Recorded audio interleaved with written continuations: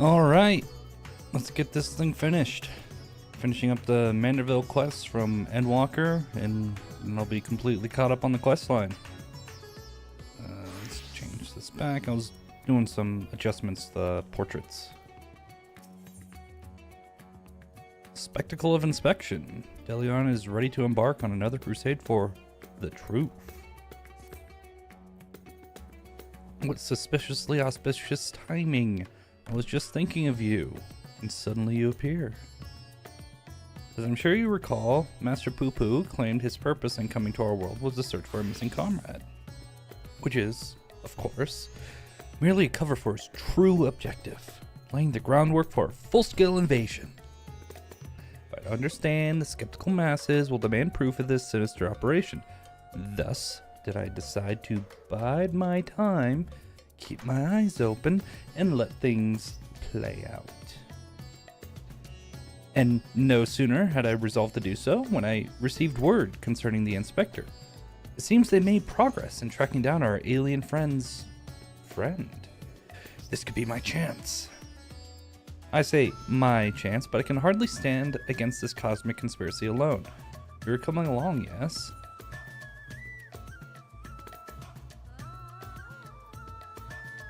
The truth will out, or something truth adjacent at the very least. Let us be on our way. We're headed to Palikistan, and we don't want to miss even the smallest development.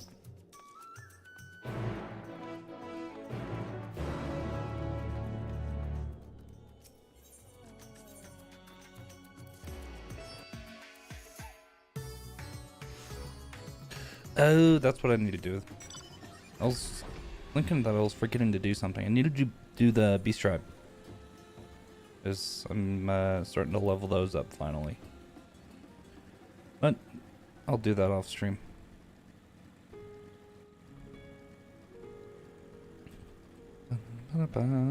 Hildibrand. Nashu! You came! The lunar crew is back together! Yeehaw!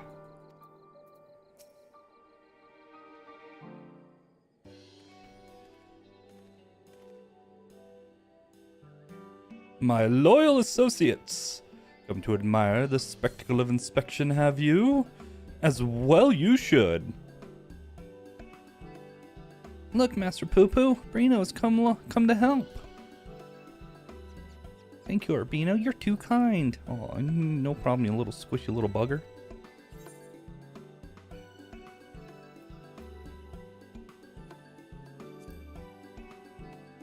You speak our language. Was no great chore to master your tongue. The grammar and syntax is relatively simplistic. Such terrifying intellect. What hope do we have to prevail against it?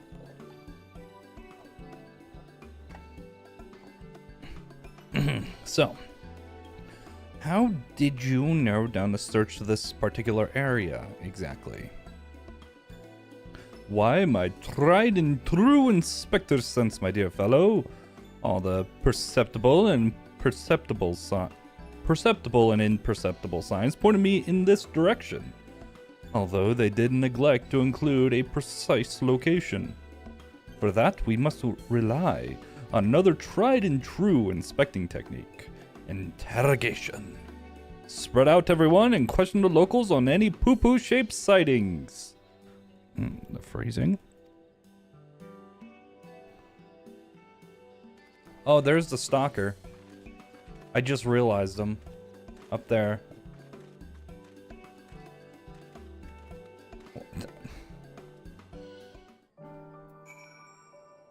Why is my monitor seems so dark?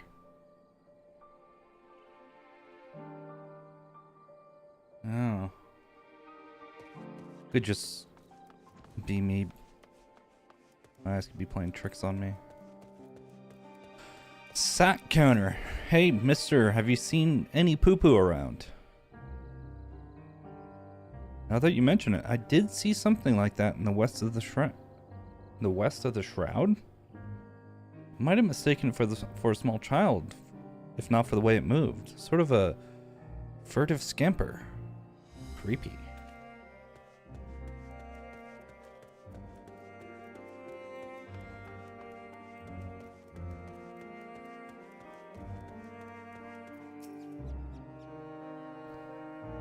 ragamuffin?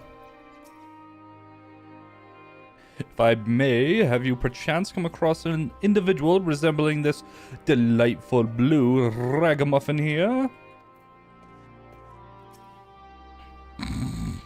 No, this syrup goes over the pancakes.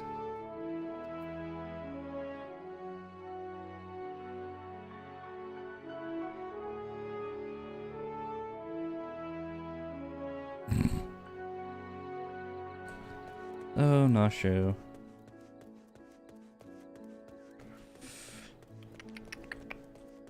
The crate inspector. Oh, yes. I spotted such an odd little creature in the jungle on my way back from the city markets. Only it wasn't alone. It was in the company of a rather unusual gentleman.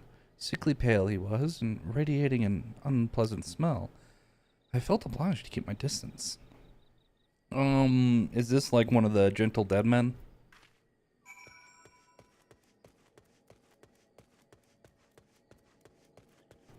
God, Nashu has such me energy. That's me.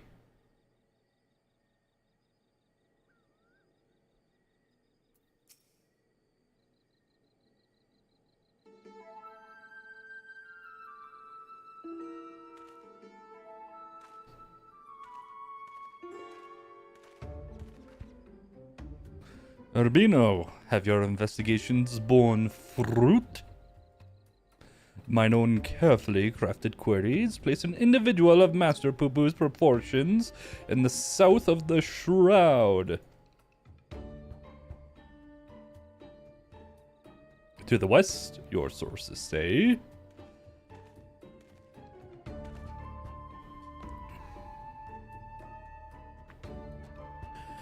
I asked around and there have been a few sightings in the jungle somewhere to the north. If we have sightings to the north, south, and west, then that must mean... Is it in the east? Nope. Master Poo-Poo has more friends here than he realized. I'm not that gregarious. I have precisely one friend on this world. Oh, you're so cute. Could it be doppelgangers? No, too simple, too obvious. It's more likely the same alien wandering the jungle, being spotted in different locations by different eyewitnesses. Which means we need to... Can't believe I'm suggesting this. Split up and search the whole area. A fair proposition. Very well then. Oh-ho! Are we launching a search party? Godbert! God, look at those muscles.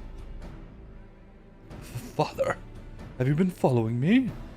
Nothing of the sort. I was engaging in feats of physicality while my mind grappled with the mysteries of Mandervillian weapon forging, hoping to turn perspiration into inspiration, as it were.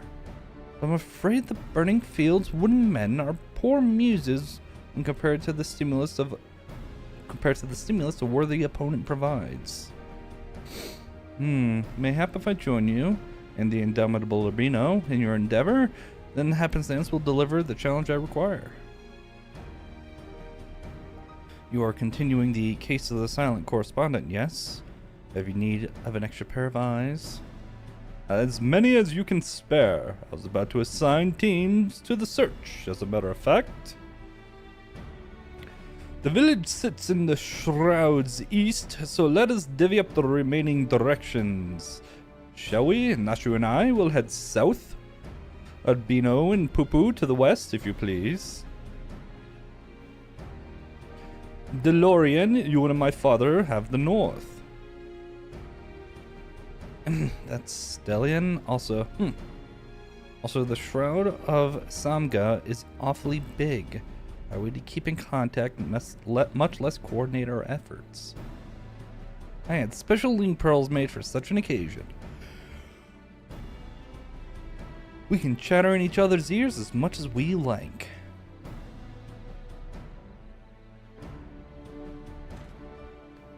Are you mad? The Charlians will listen in on everything we're saying. Really? All the way out here? Shouldn't think their hearing is that good. But seeing as you mislike Link Pearl so much, Lord Godbert can hold the one for your team.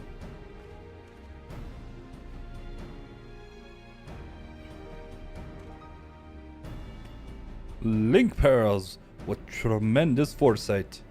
Now let us proceed with our investigation!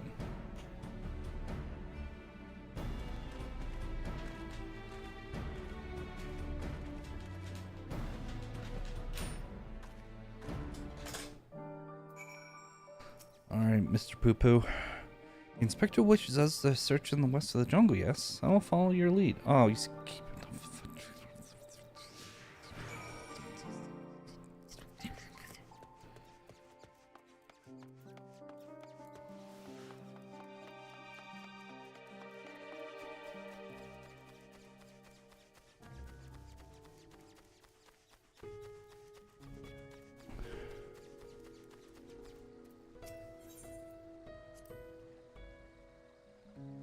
The river flowing right at our feet. Many stars I had visited in the cosmos, but precious few have such a bounty of water as this one. Your home is a rare treasure.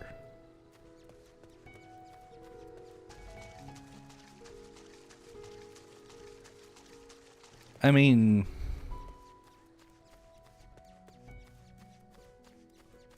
isn't water one of, like, the second most common molecule in the universe? Most common is H2. See no trace of my comrade. But what of these black-furred beings? Are they friends of yours? Fellow people of Atheris?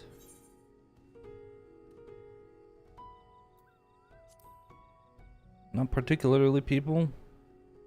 There's a greater variety of species here than I anticipated. I shall have to collect more samples. Let's keep moving.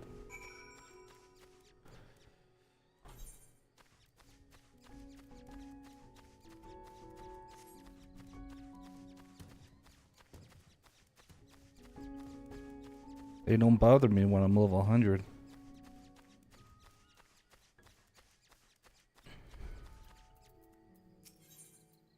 Discuss the rocky outcrops. The rock formations on this island remind me of my home star. They have the same vibrant hues, same stark beauty, if only. But never mind that, we have a friend to find.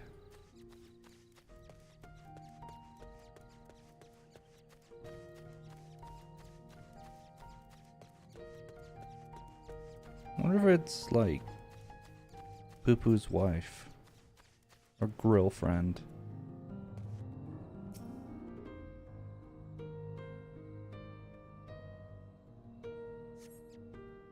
No sign of my friend here either. But these white-furred individual, they're surely one of your civilized races, yes? Also not people, mind the poop throwing. I find it difficult to tell the difference.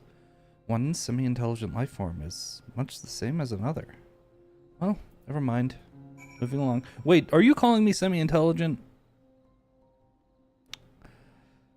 Okay, that's fair. That's fair. You win this time, Poo-Poo.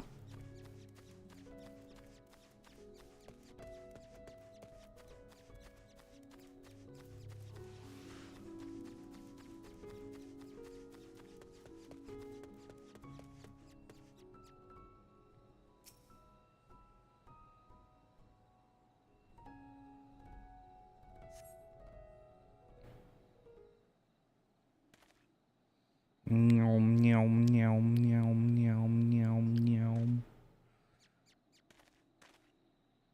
Nothing. Not even a little burnt circle in the grass.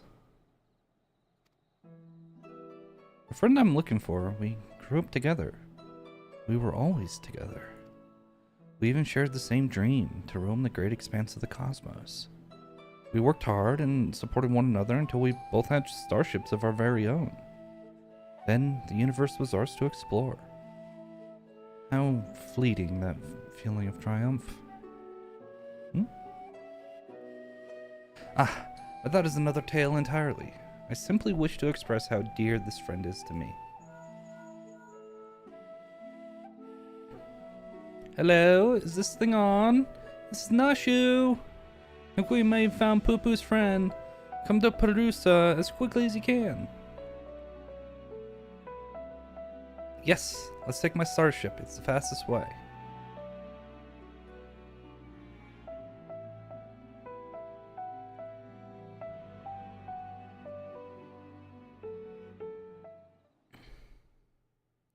Meanwhile, at Perusa...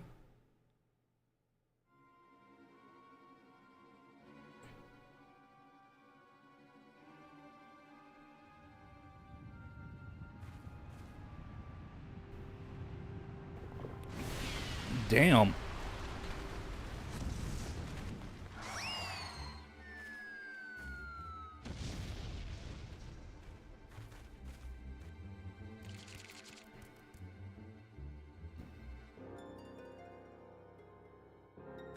Hail, dear comrade of Master Poo Poo.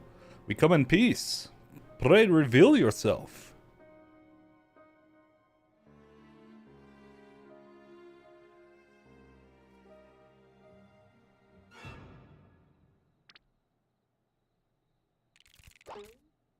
Oh, these guys again. They were the last one in the ARR one. The Mandragoras? Yep. Wait, you! You're the Mandragoras. I know that gentlemanly overlord's voice.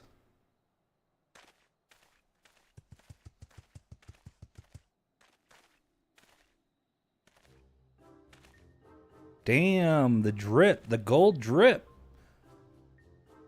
Master Zombiebrand, they said you were trapped in slumber, but I rejoice to see that is no longer the case. Gods, it's one of the Walking Dead. Greetings, friends. I'm a proud member of the Gentle Deadmen and disciple of Master Zombiebrand.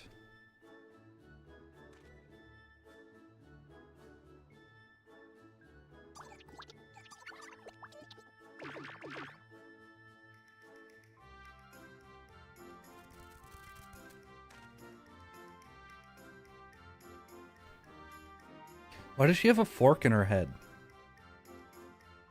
That one on the left, the one that was crying, that had the crying face, has a fork in its head. Why? What?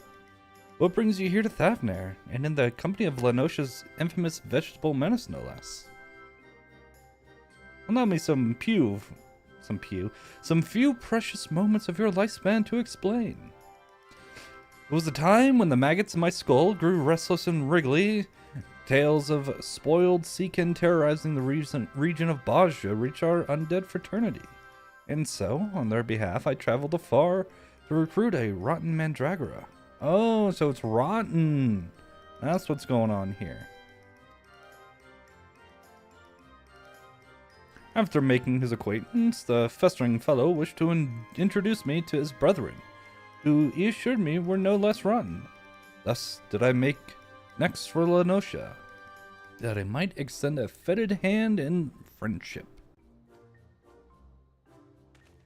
When I arrived, however, I learned that one of their companions had been abducted by a strange flying vessel. What was a gentle dead man to do but to aid in the search? I turned to the Thavnarian truth, that reliable bastion of supernatural rumor mongering, and lo and behold, an alien craft matching the Seedkin's description had been spotted here on this isle. Needless to say, we embarked on our journey forthwith. Ah, one of our faithful readers. I am pleased to see that even in undeath, the hunger for truth is not wholly subsumed by the hunger for brains. So, we find ourselves in the case of the misappropriated Mandragora. This abductor will not evade my powers of discernment. Soon we'll need a case to carry all these cases.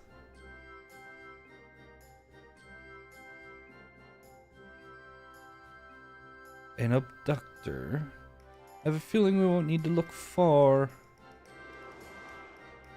Whoa, whoa, whoa, whoa, whoa, whoa.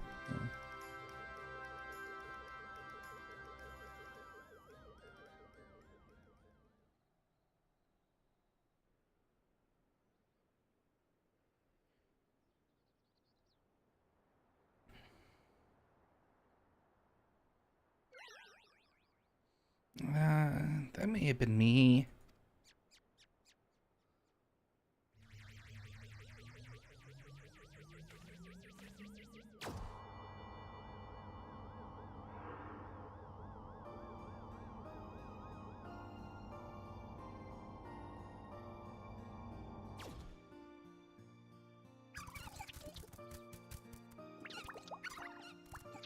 Oh, they're so cute.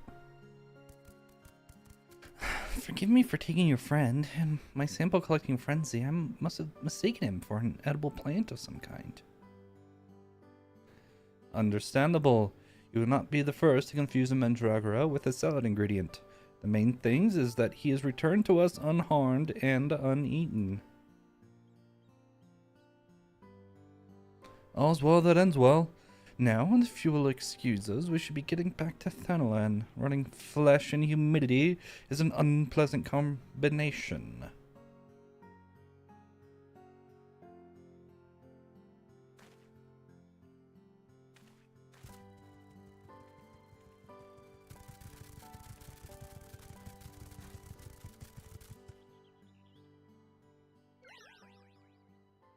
Oh.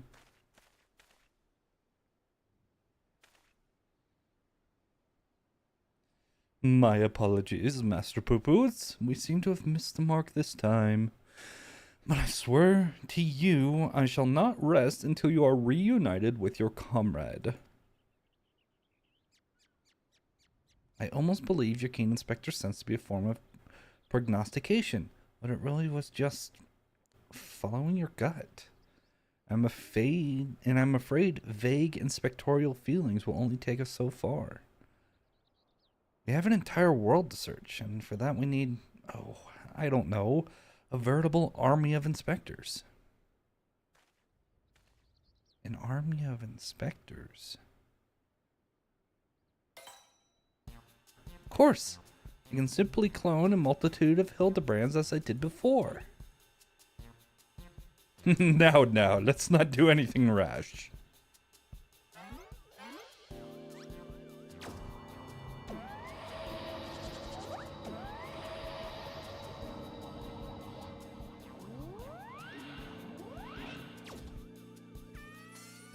Oh boy.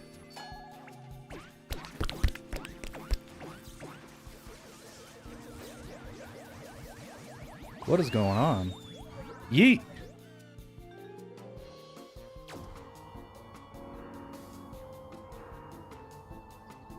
Something was thrown out. What was thrown out? Oh dear. The ship's matter duplication facility has been temperamental for a while, and now it's broken down completely. This clone is the last it will ever produce.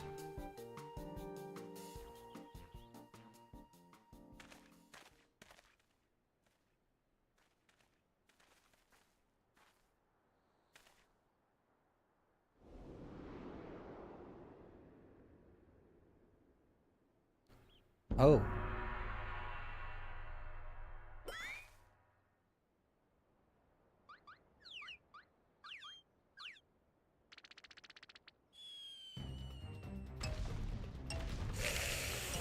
Oh, no! Broke some priceless architecture.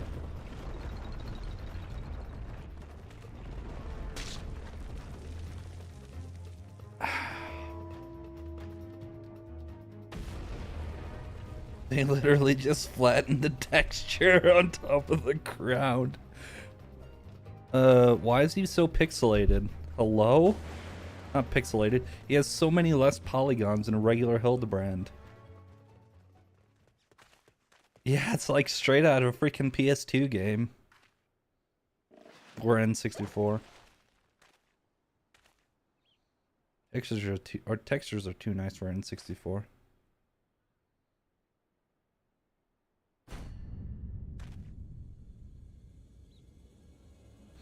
Hildibot.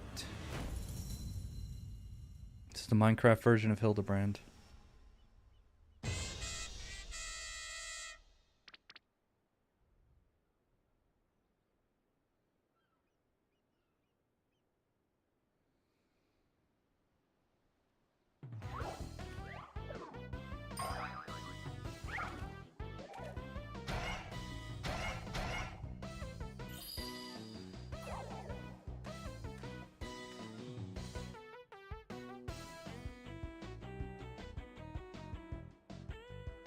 Oh, God. My name is Brandy Hild.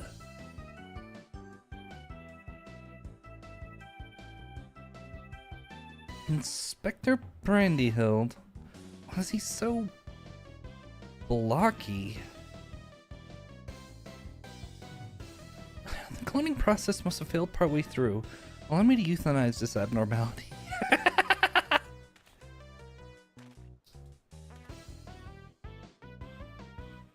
And now, let's not do anything rash.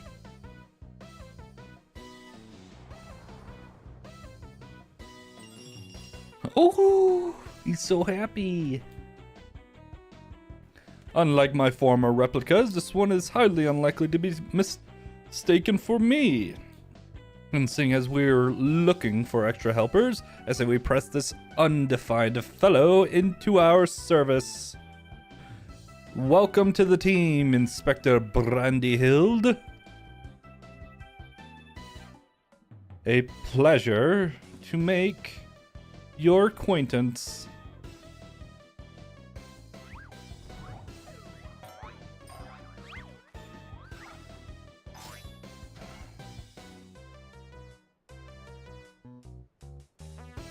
He does things that are, it's like the opposite of Hildibrand.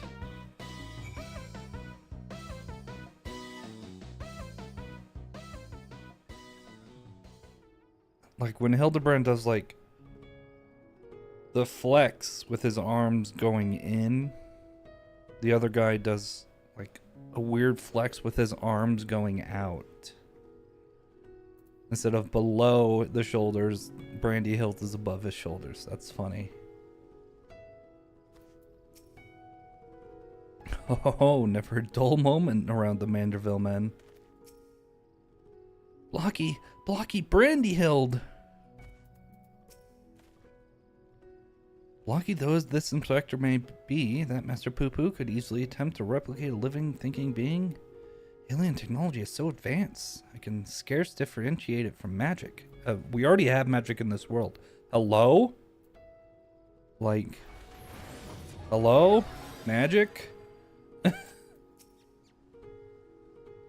knew the duplicator had been unstable, but I push it to perform anyway. Now look what I've wrought. Not only is this clone a poor imitation of the Inspector in form, but in force of personality as well.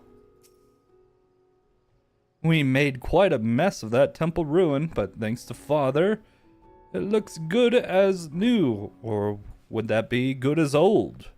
In any event, I look forward to tackling the remainder of the case with my charming new contemporary. I am delighted to be a part of it. Aw, he's shy.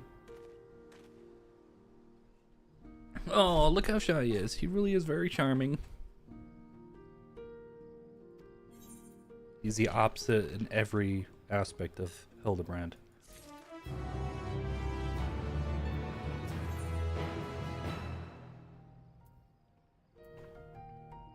An unperturbed Hildibrand seeks to resume the search for Poo-Poo's comrade. An unexpected but invaluable addition to our ranks. With our numbers thus bolstered, I say we are ready once more to dive into the fray. Perhaps, but what of our strategy? We need a new approach. If I may? Assuming Master Poo-Poo's acquaintance pilots a craft similar design, then might we not instead attempt to locate the starship? Such a striking vessel will have drawn more attention than the comparatively tiny being in question. He has a point. The Truth receives a large number of reports from readers claiming to have observed unidentified flying objects. We could review said reports. Those that meet the criteria of shiny, silver, and saucer-like naturally. And then remove instances which we know to have been Master Poo-Poo. That should narrow things down considerably. Indeed, what a fantastic idea. Ha ha ha ha! Just the kind of brilliance one might expect of one's clone. I was about to make the very same suggestion. Well done, Inspector. Ha ha ha. I hope I've not overstepped my bounds, but I'm a shadow of the original after all. I have a stack of back issues stored in the workroom I use in the city. Poo Poo can help me sift through them and cross off the sightings that were definitely him. Shall we?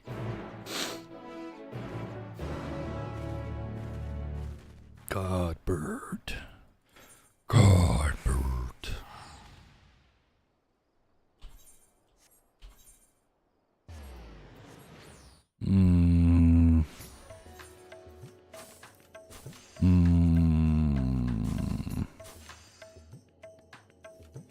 Need a battle.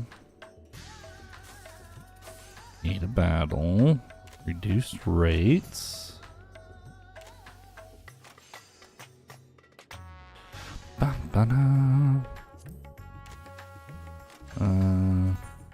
Reduced rates. Need a battle.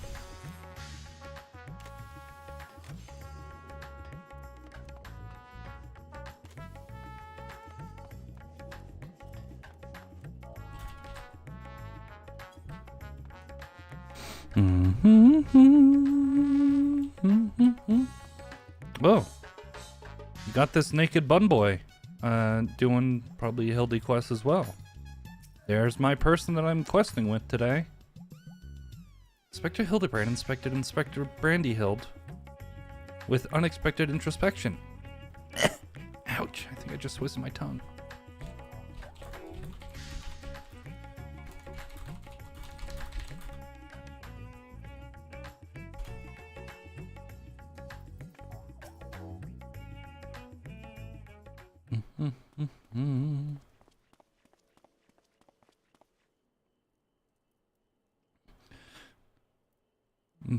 Dorian has taken Master Poo Poo to peruse his store of past publications. Let us enjoy a brief interlude until they return with the results of their investigation.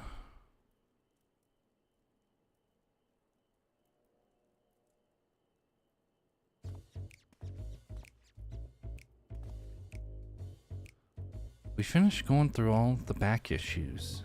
If we discount the areas we know Poo Poo to have visited, it turns out there's only one other sighting of a flying saucer, in Garlemald.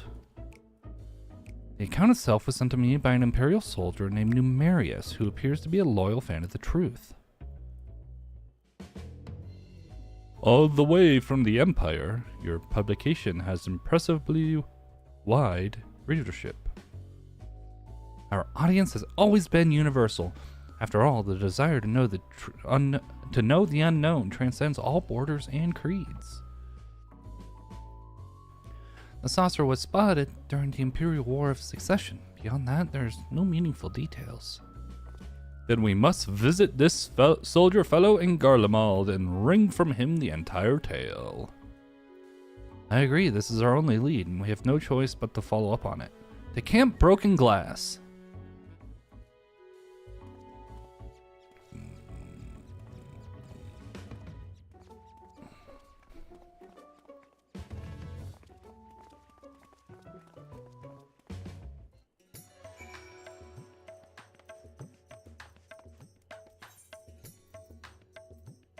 Why did I want to go there?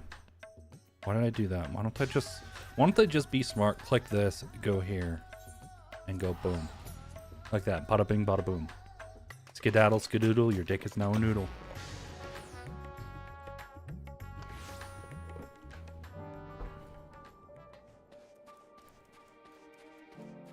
Damn, Hildibrand, change your freaking clothes, dude. Core, it never gets any warmer here, does it? Nope.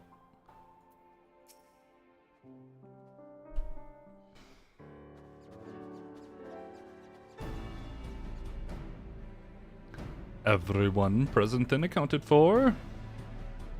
Ah, we appear to be missing Master Delian. My apologies, but I had a hunch that I might save us some time. Spoke with some contingent officers, you see, and our new Marius is on the roster of allied Imperial troops. That does certainly make things easier, and were they able to point you in the direction of this numerous chap's posting?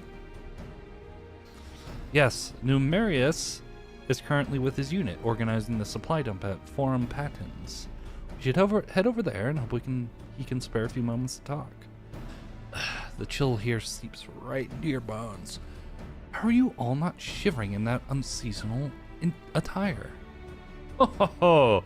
A Manderville man on a mission feels neither heat nor cold. I'm not sure how one's frame of mind can overcome the reality of frostbite, but then again, reality always seems relative around the Mandervilles.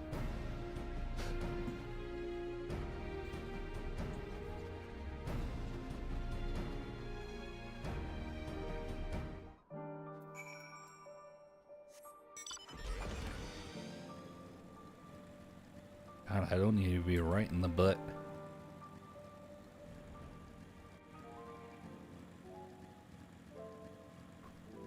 Still so much evil coming out of the Tower. This was the Tower of Zot, right? Tower of Babel. Was Tower of Zot, was that the one in here? Yes.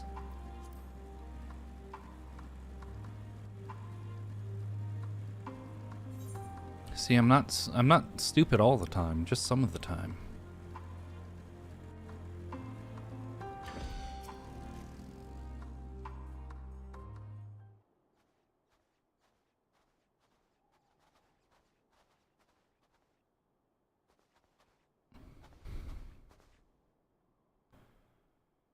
Hello, is there a new Marius here? I'm Delion, the editor-in-chief of the Thavnarian Truth. I've come to follow up on your eyewitness account.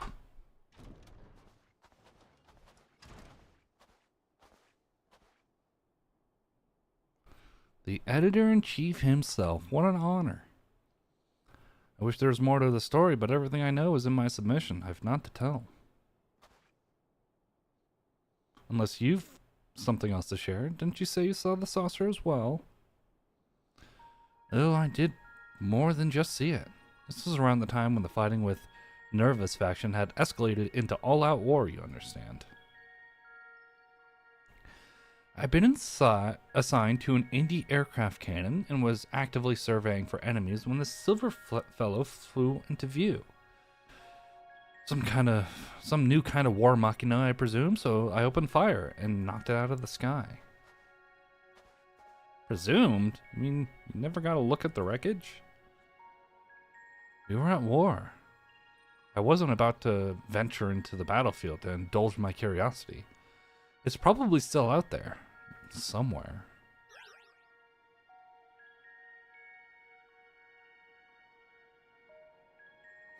We have to find that flying, or should I say, fallen, silvery saucer. Do you have an idea of where it crashed? Not an exact location, no. Then we best have God's own luck. Garlemald's capital region encompasses malms and malms of icy wilderness.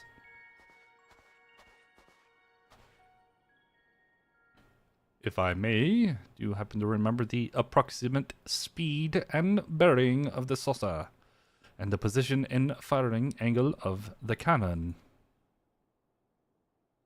More or less, I think. An artillerist without a head for numbers won't be long for the profession. Yes, quite. Okay. That should be sufficient. Thank you.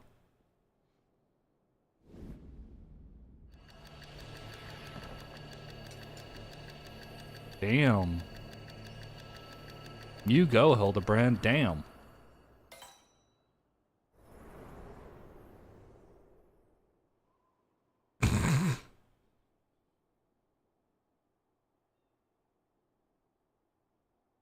That's impressive.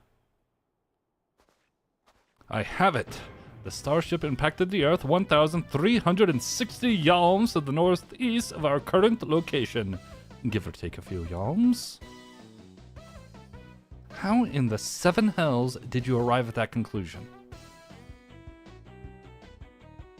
Elementary algebra, my dear Delian. Assuming the craft belonging to Master Poo-Poo's comrade is of similar construction, determining its trajectory was trivial.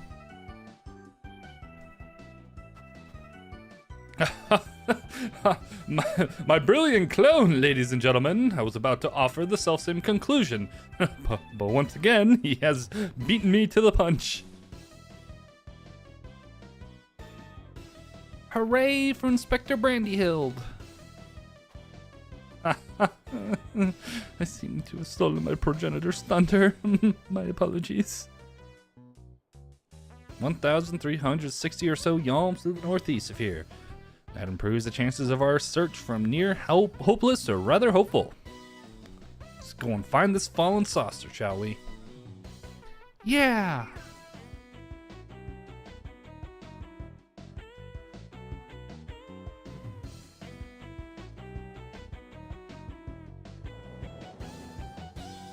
Damn.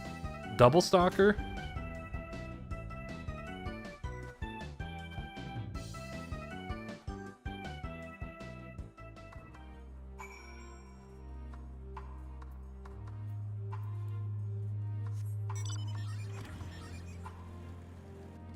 I didn't see the stalker there. Was he there the whole cutscene, or did they just add him there? That's something I'll have to look back and actually take a look at.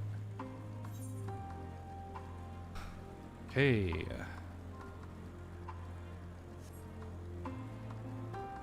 God, remember the solo duty you had to do here for Endwalker?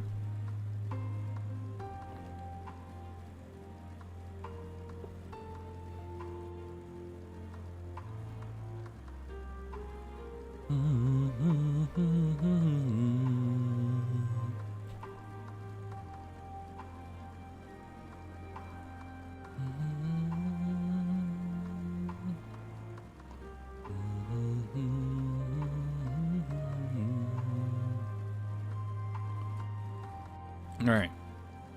One critique. I'm not sure if it was constructed this way, but having it go up just kind of over this little small hill here, then come back down, is a terrible way to construct the railroad. You would just want to excavate this out and keep it as flat as possible.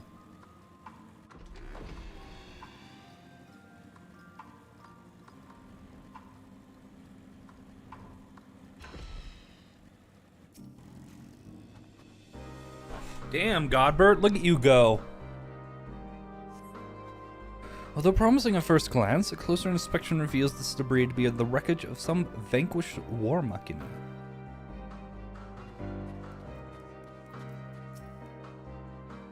Had someone thought to record the wind and speed direction, might have calculated the crash site to the nearest elm instead.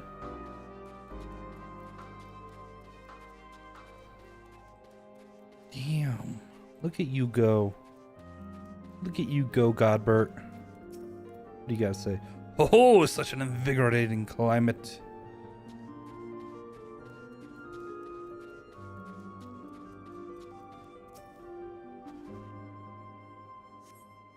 A scorched, twisted metal scrap of metal plating.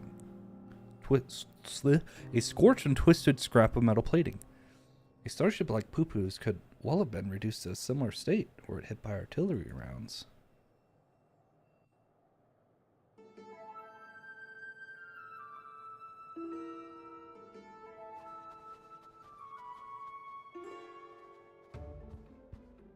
What have you found there?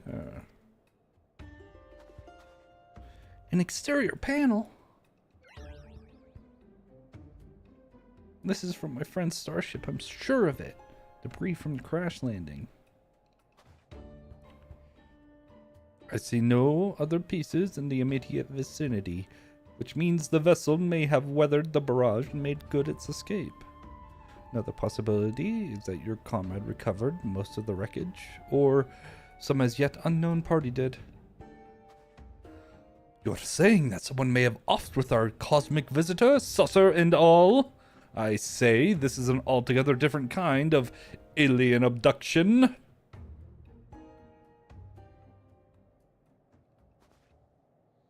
Has anyone seen Nashu? Good point. Now that you mention it, where is my loyal assistant?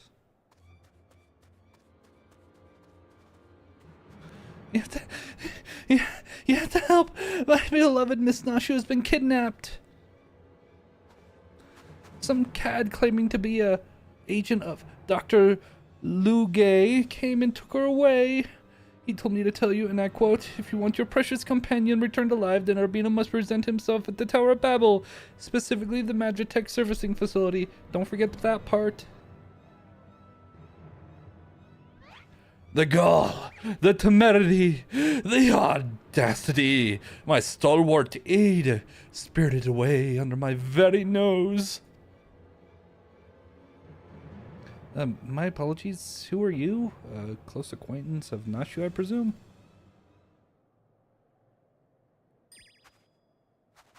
Me? Oh no, I wish. I just happened to be passing through this snowfield. I'm a snowflake inspector, you see. No two alike and all that.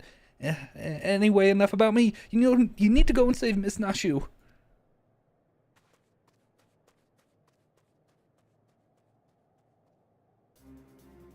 At last, the chance to stretch my legs. What say you, my son? Shall we get this rescue mission underway? Indeed we shall.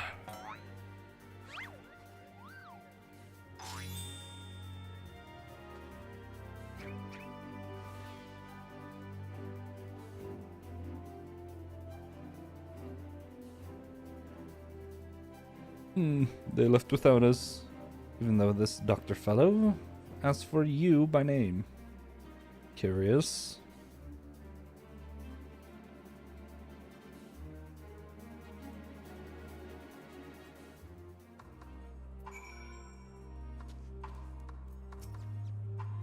Forget the missing starship for now. Nashu's in immediate danger. Another abduction. Yet all I can do is wonder who that odd young man was and why he smelled so strongly of cheese.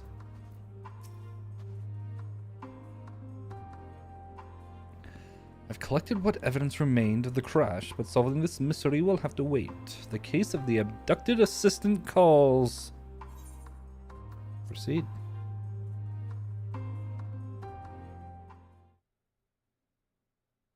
Meanwhile, at the Tower of Babel.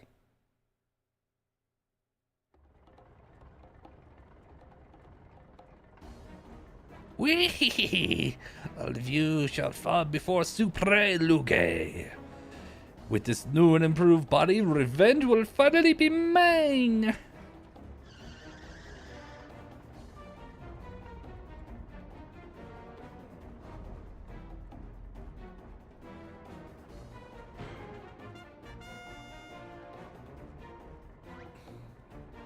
You will release Nashu this instant.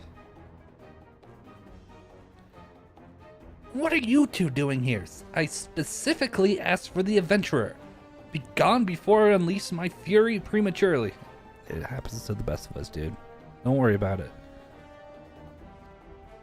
Yeah, I know the usual excuse. It doesn't usually happen. It's fine. Don't worry about it. Ho, this promises to be a proper battle. I see no reason to trouble Urbino. We shall tackle this menace as father and son. The Manderville men together. Agreed!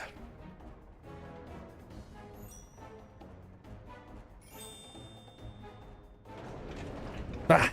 I will not waste my appetite for vengeance on the side dishes. Hired thugs, time to earn your pay.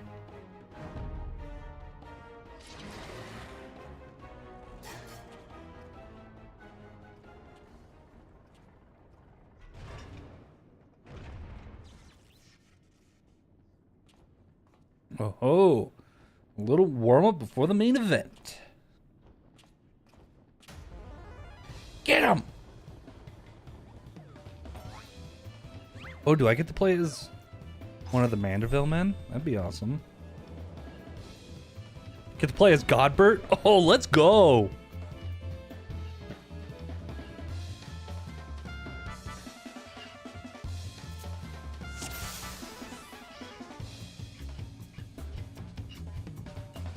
Mander double lariat.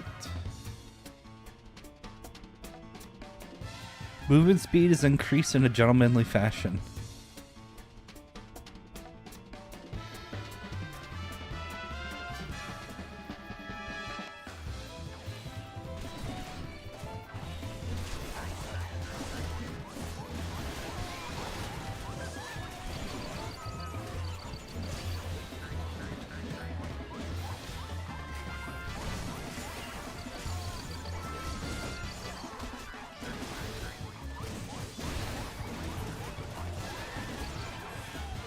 Damn, this is... I mean, I kind of should have expected it with the... Violence is not the answer!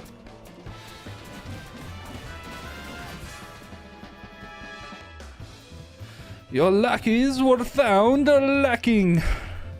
Come out and face your fate. Insolent worms, the sun will be the first to die!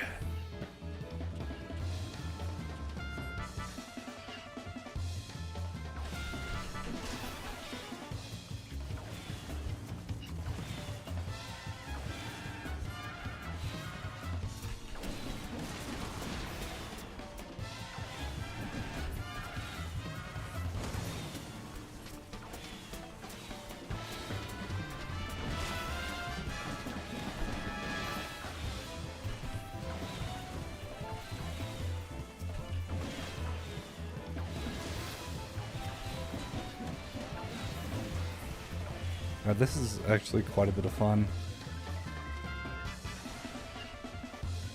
That was too close. Survive my missiles and enjoy some leftover war machina.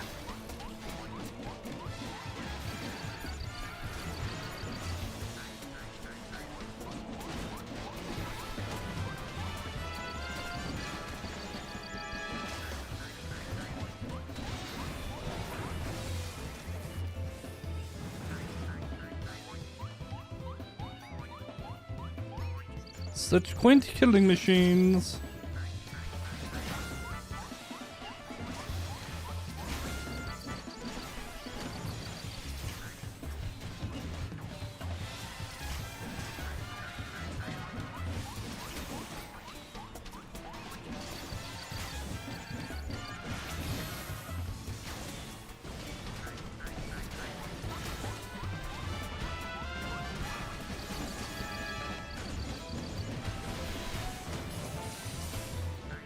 Got him.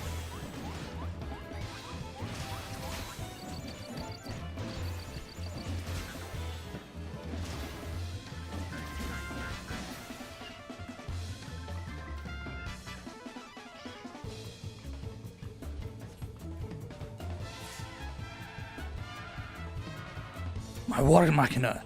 If reasonable means fail, then unreasonable measures are called for.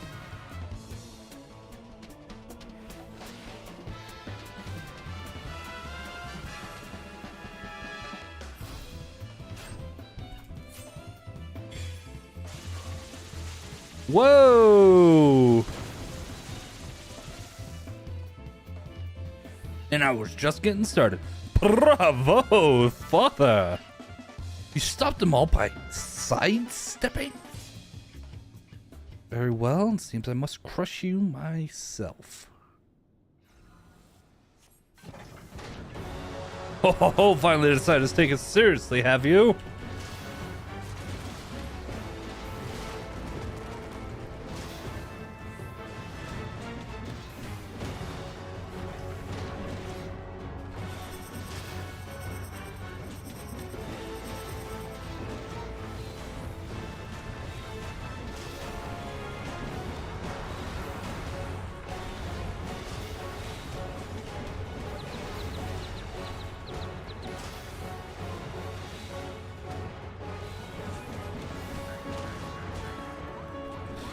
Bum, bum, bum, bum, bum, bum.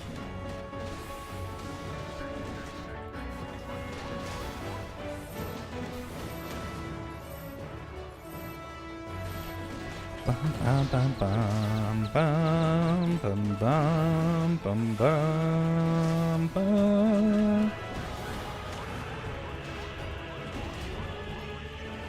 God, I miss this song.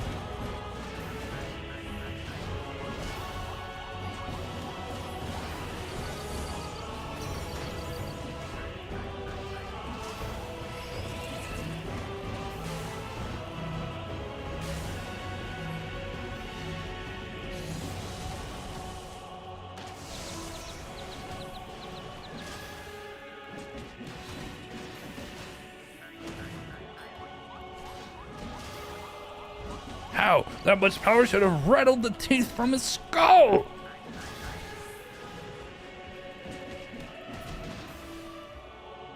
My plans are in ruins! You forced my hand. I'll bring this place down on your heads.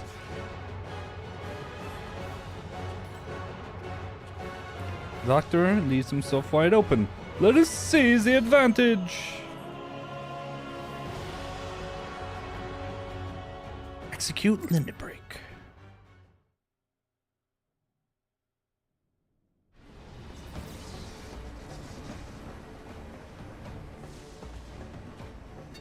Now's our chance. Oh, I thought it was auto moving.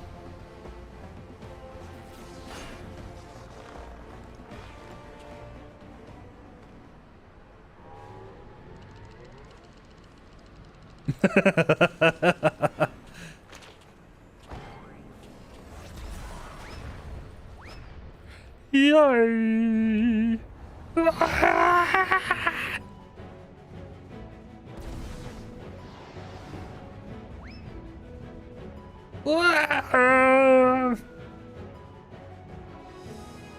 How? What? What?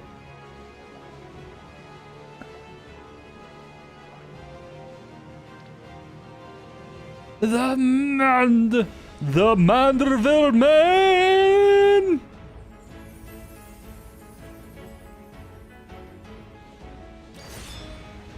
Victorious again! The Manderville generational bonding overdrive. That fucking face!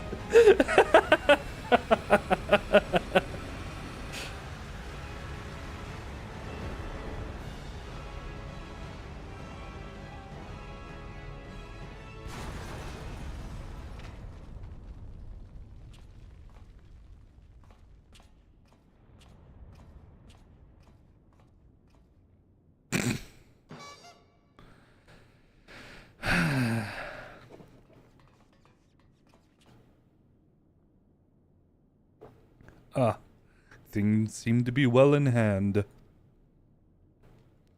Wee, don't get ahead of yourself.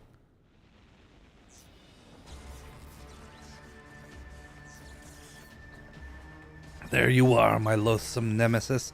I saved something special just for you.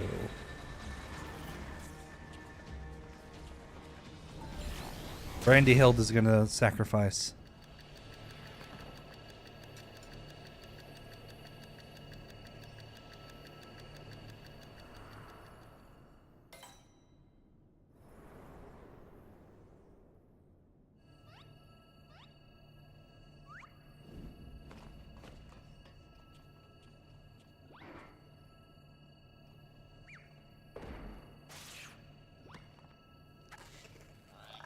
Where did that come from?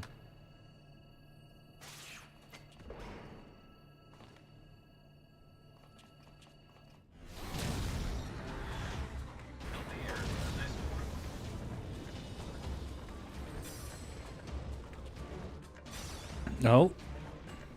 Oh. Right in the back of the head.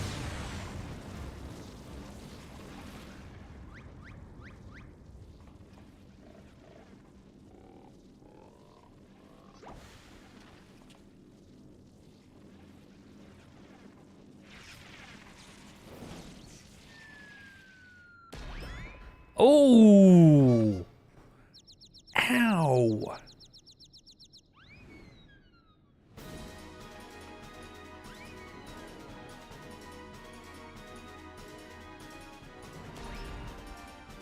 Headed it over? Kick it in! Bicycle kick! Go!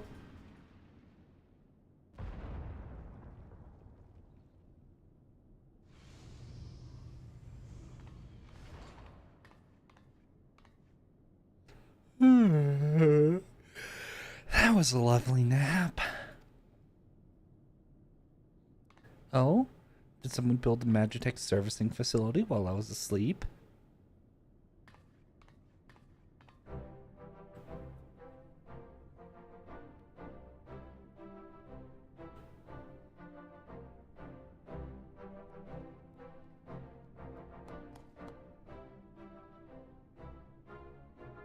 Nicely done, Inspector Brandyhild. Once more, the clone has put the original to shame.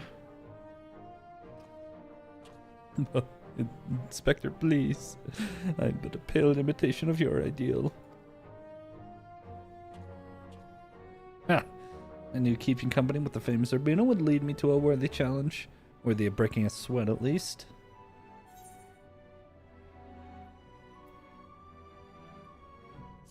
You've done all the work for me. Oh, 'twas rude of us to not share a slice of the action, yet even vaunted champions such as yourself must rest their bodies and let others rise to the occasion from time to time. The villain is vanquished, and Nashu is returned to us safe and sound.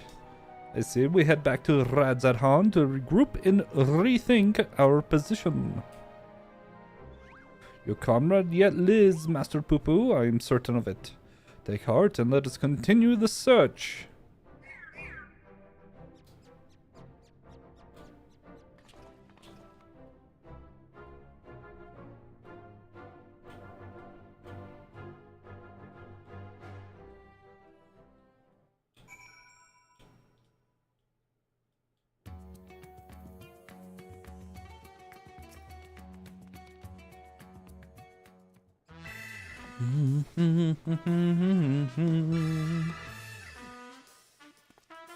To Garlemald and back we have journeyed.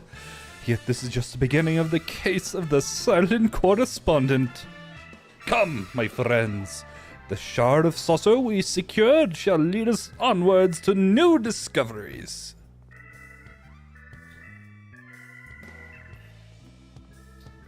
Wait for me, Inspector. I don't know which way is onwards.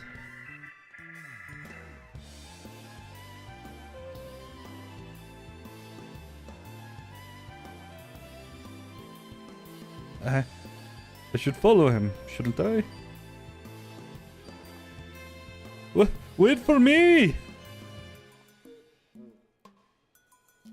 Final word from yours truly, if I may. The complexity of Godbrand's techniques had me flummoxed, I confess, but I do believe this recent spot of exertion has provided me just the inspiration I required. When you're ready to proceed with our endeavor, pray drop a word in at Master Geralt's ear. I shall make myself available forthwith.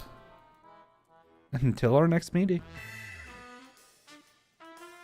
God, that was fun playing as Godbert. I mean, incredibly overpowered, but a lot of fun. That's... Thank you for assisting with my investigations. Once again, our travels were rife with inexplicable phenomena, and yet I'm no closer to exposing Poo-Poo's well-concealed conspiracy. He will slip up one day, though, and you and I will be there to catch him.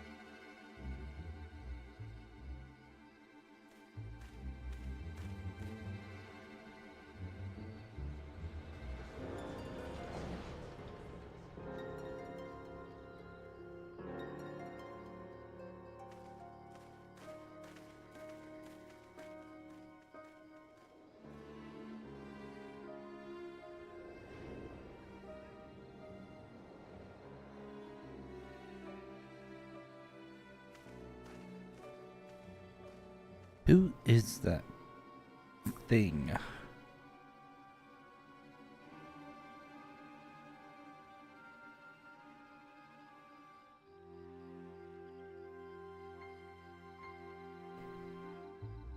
Damn, I dented its skull. I just noticed that. You took my coin and you failed. What audacity that you should return, seeking my largesse once more. I deserve your scorn, but I promise you your plans are in danger so long as that tenacious pest yet lives. I know of a path to victory, a forbidden path, one which demands the manifestation of the divine.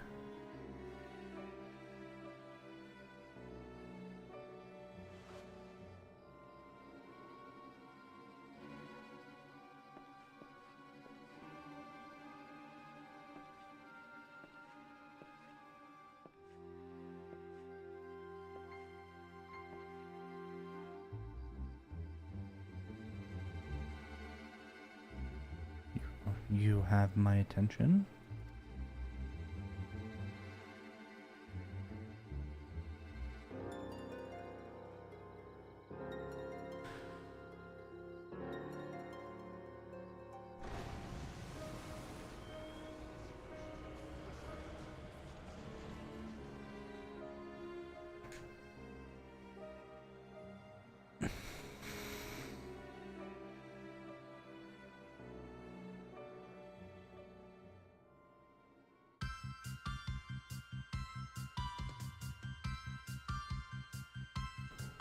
Brand Nashu, Brandyhild, Poo Poo, Godbert, Zombie Dead, Gentle Deadman, Mandragoras, Lucky Man of Quality, Inspector Brandyhild. Wait, what?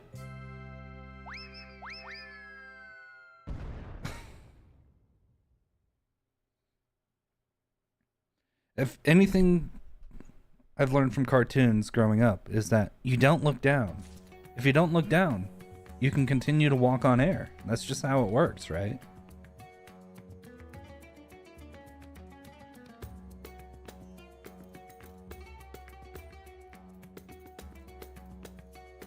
Alrighty.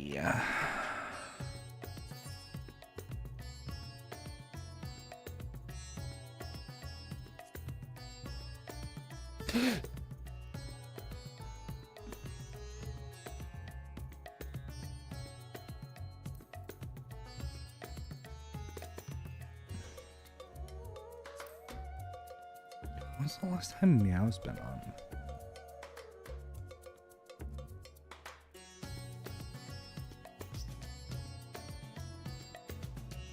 Yeah, it seems.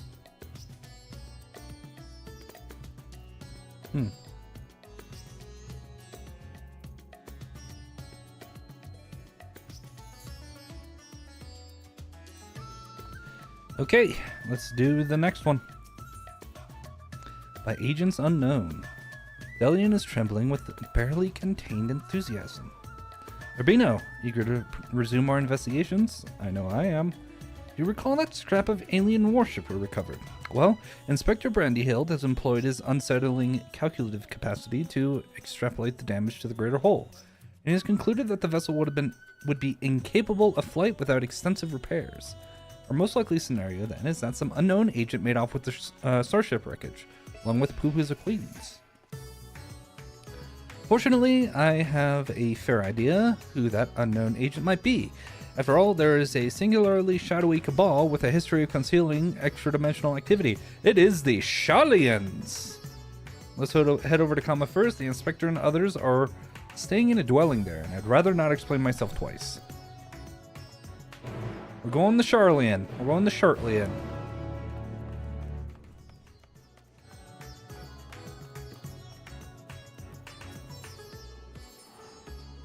You know what? I think that's probably a good nickname for the Sharlians. The Shartlians, because they really shit their own pants when it came to, like, the final days. Yeah, it fits. Yeah, that fits.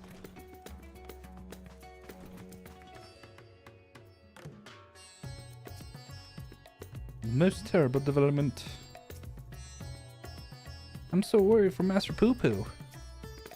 This may not be the best time to share my conclusions.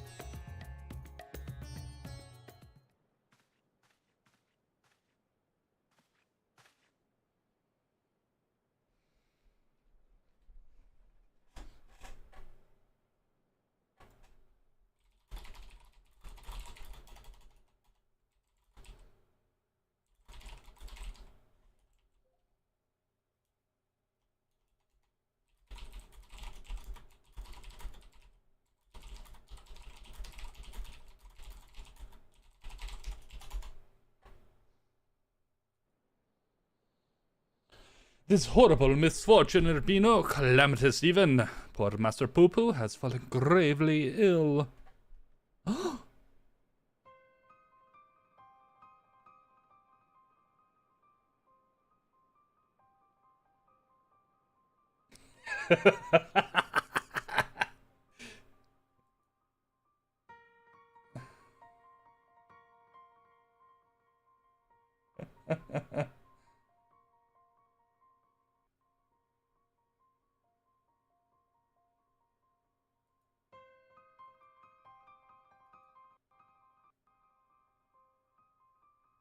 He's so bluish-green.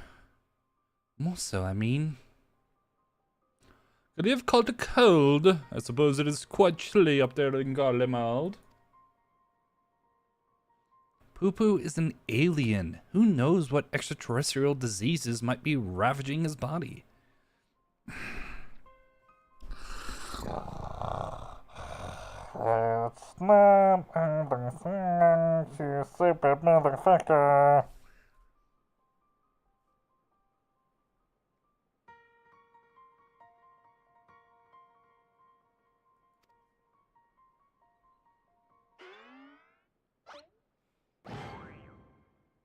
Nashu's delights are the best medicine for whatever ails you, as the inspector himself can attest. Good gods, Nashu! You'll blow our host's domicile to pieces! Put them away!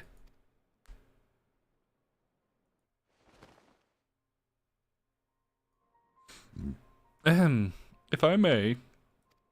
Oh shit! Fuck balls! I missed that, I accidentally clicked.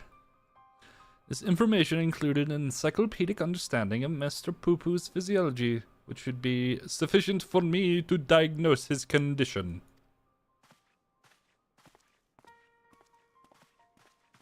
A Xenoman hybrid mind? That explains the impossible calculations.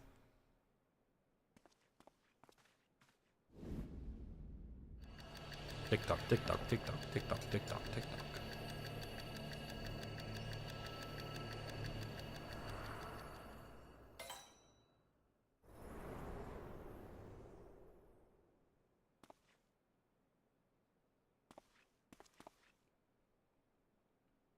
I have it. Master Poo Poo is afflicted by a terrible case of the common cold. Gods grant me strength. As a visitor to Atheris, Master Poo Poo has no prior exposure to our maladies. He is thus particularly susceptible to infection and more likely to experience severe symptoms. There we go. Finally, someone who is smart actually did some.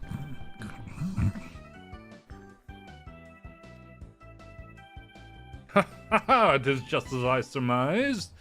We must put aside the case until we have nursed our stricken comrade back to health.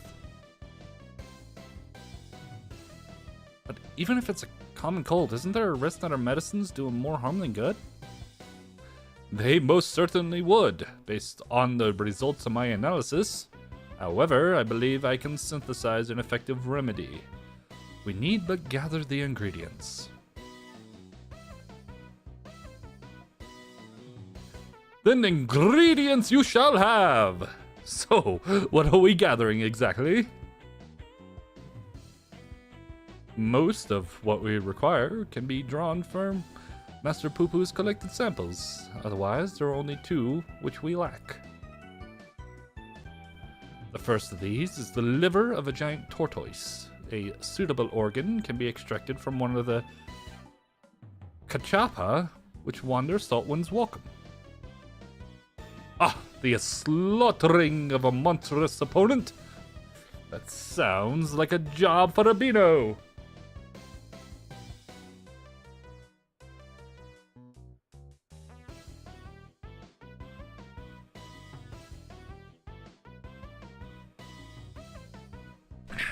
Alright, let's do it. The other material in question is a rare fungus known as damp shroom, which I'm hoping can be found among the Great Works' extensive stock of alchemical reagents. Ow.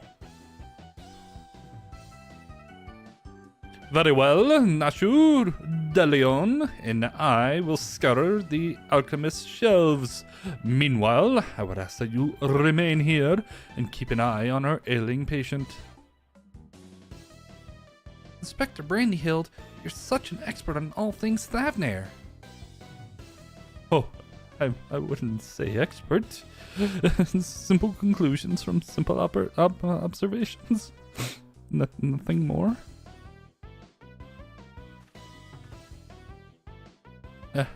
As I said, I'm hoping the alchemists have the damp shroom we need, but it really is quite rare. Once you have the tortoise liver, would you be so kind as to assist the others in procuring the fungus? Then let us not prolong Master Poopoo's suffering a moment longer.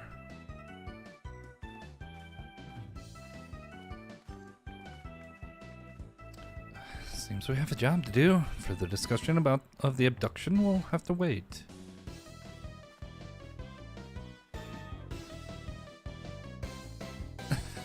The fucking stalker again. Oh my god. I see him at the end of all the cutscenes. I don't know if he's there before. I wish I did. If I have to go all the way down, yeah, I'll just travel. I'll just teleport.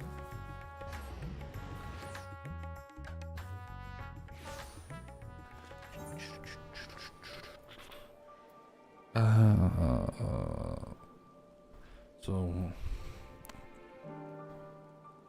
doesn't look like I'm going to be able to do the Omicrons today, because shouldn't that you get 180 rep points a day? I'll put the Omicrons even further back, but that's fine. That's fine.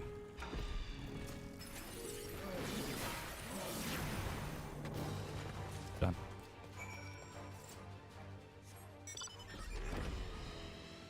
Should put him even further back, but if I don't make use of the extra like the extra quests that you get per day when you do the upgrade, then it's kind of you don't actually get to make use of them. So it looks like we're doing the Loporits and the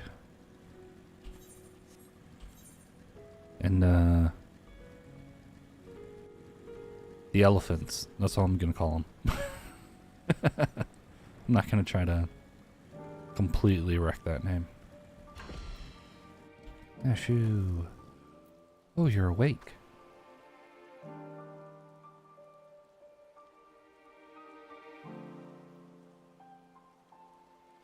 Who knew a lamp room would be so difficult to find? Ow, ow, ow.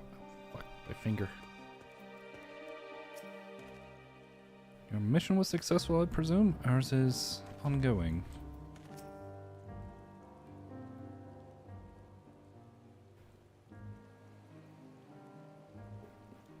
Ah, Urbino.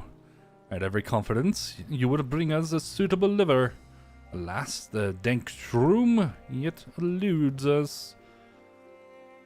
The alchemist said the fungus has few applications, so they don't bother to stock it most of the time. Then I must put my keen inspector's sense to work. Stand back whilst I attune myself with the essence of the dank.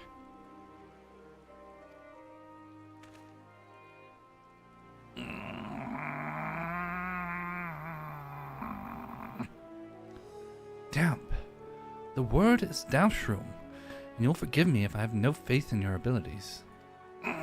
Oh! 'Tis close, my friends, and getting closer and closer even as we speak. I hear you folk are in the market for damp shrooms. I might have some to sell if you're interested. But how? We certainly are, my fine fellow. Right then. If you'll give me a moment to retrieve the goods, we can finalize our transaction up on the perfumed rise. It doesn't look very trustworthy. Oh, there he is. Was it genuine clairvoyance or sheer coincidence? I'm not sure anymore. Though, in all fairness, when it comes to Inspector Hildibrand, preternatural perception is one of his least baffling talents. In any case, we should hurry to the rise and take this man up on his timely offer.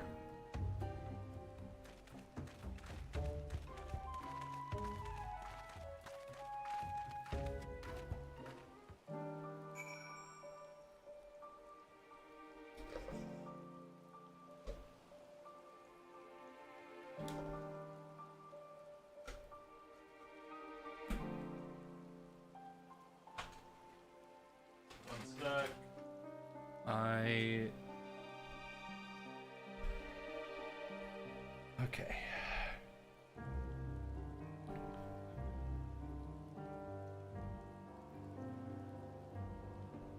All right. Finished the soda that I had for lunch. Finally. And I had to toss that cup in the trash and... Ooh. And then bring over my water that I had prepared.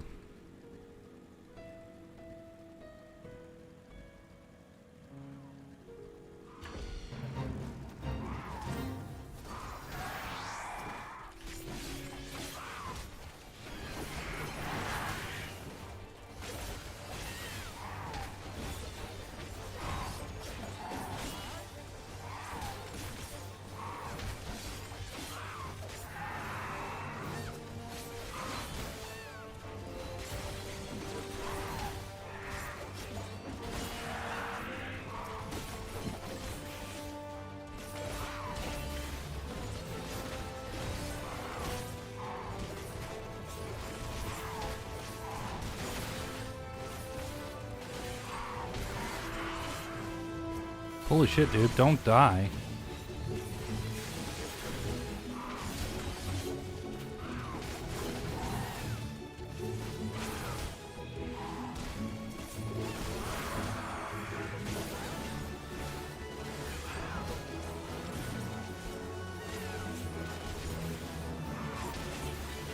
I don't know why I'm doing this fate.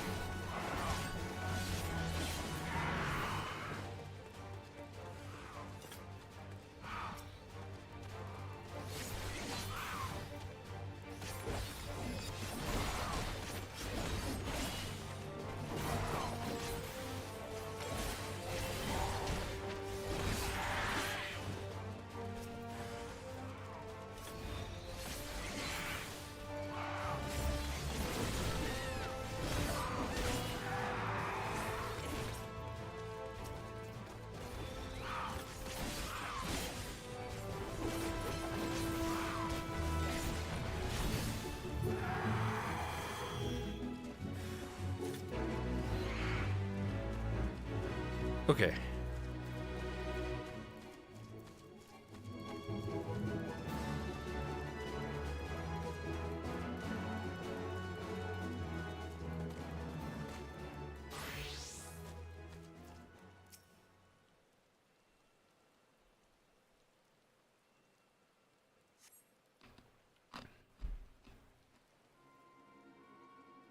She's fallen asleep again. Oh, there's a stalker. Ah, you're here. Good, good. And here's the damp shroom as promised.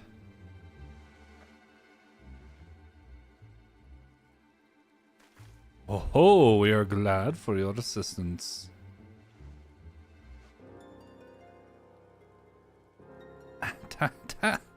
Not so fast. It's still a matter of payment. Of course, of course. And how much do we owe you, my good man?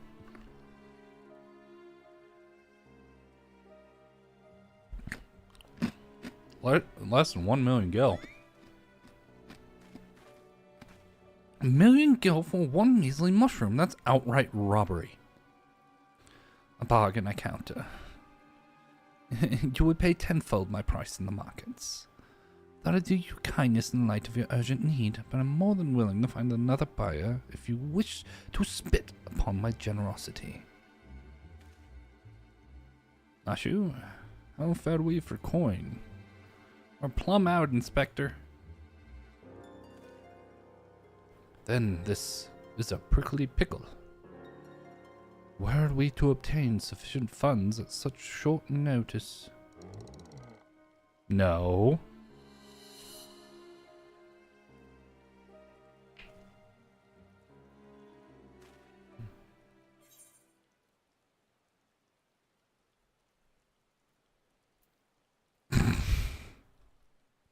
Spent the last of my savings on return to oblivion. Or I could go the Nashu way.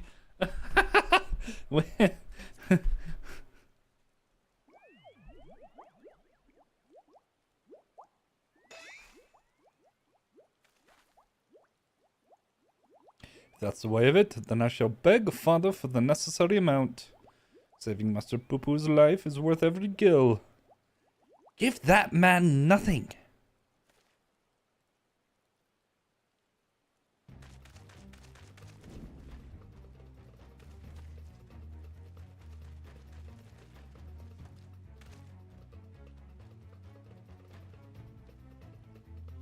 We have you now, deceitful scum. Your swindling days are over.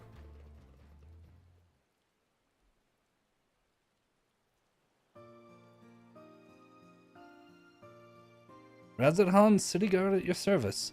We received reports of this man's questionable activities and been keeping a close eye on him ever since. Yamp Shroom is a rare find in the bazaar, to be sure, but only because there's no real demand for it. The price this charlatan quoted to you was quite frankly, ludicrous. But thanks to your ignorance and poor judge of character, we were able to catch him in the act. It was a token of our gratitude. You are welcome to keep the fungus, assuming you still want it. Yes, very much so. That is very magnanimous of you.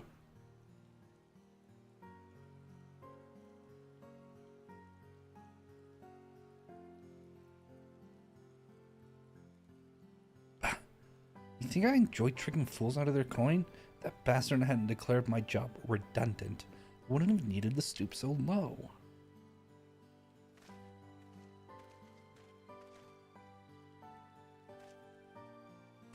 He blames a rising star among the merchant princes for his woes. Van Hoody, I believe his name was, purchased a trading consortium where the man was working, which led to a restructuring of the hierarchy. But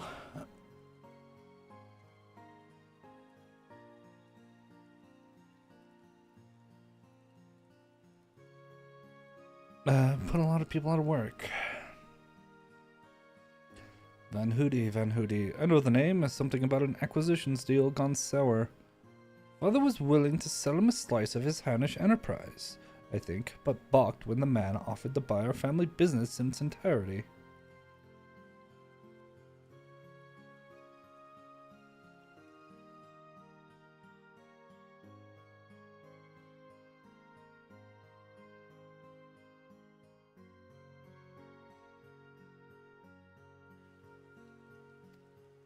There are whispers there that he solved alchemy's oldest and most legendary problems, the transmutation of base metal into gold.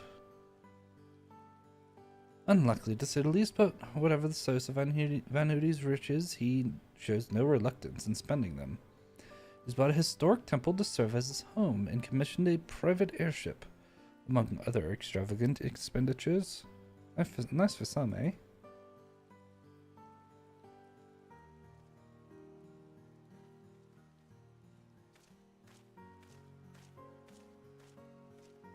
Cool. The swindling case had barely started before you solved it, Inspector. Ha ha ha ha! All in a day's work, my dear Nashu.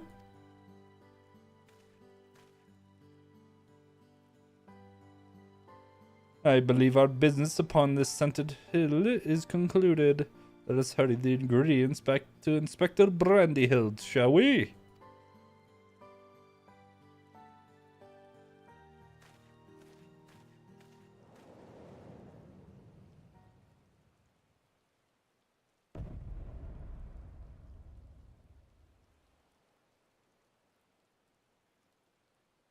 I may have mollified his lordship with the secrets of divine manifestation, but the stench of failure yet clings to me. I must redeem myself in his eyes by crushing my most hated foe. Hee hee hee hee.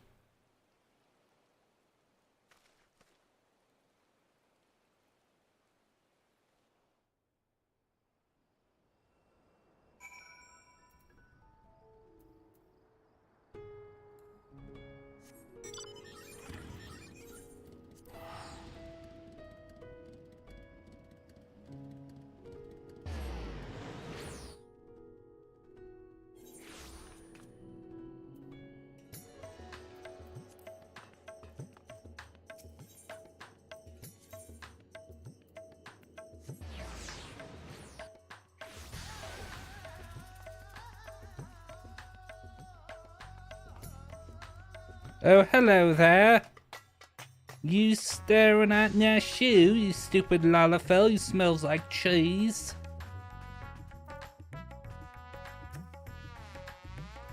For all that, we paid not a single gil for the damn shroom. The manifestation of such windfalls must be another facet of Inspector's uncannily good fortune.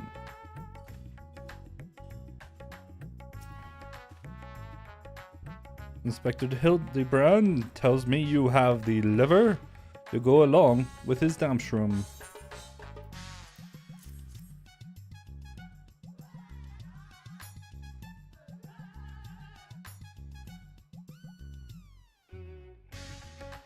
A fine specimen, thank you. I will be mixing the ingredients in the starship, so let us convey Master Poo-Poo outside that we may administer his medicine as soon as it is ready.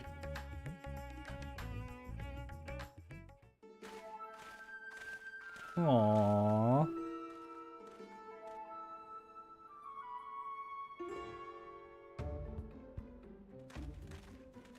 I saw the stalker.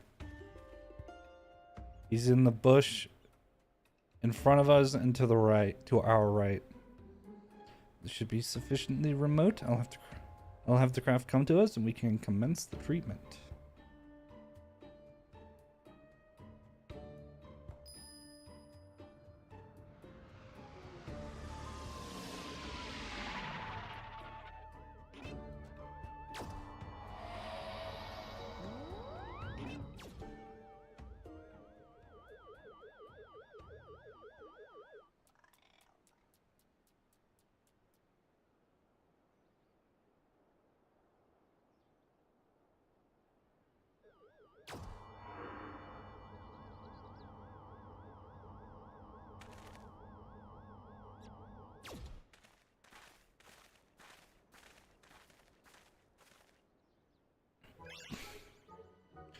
Oh, I feel so much better. I cannot thank you all enough.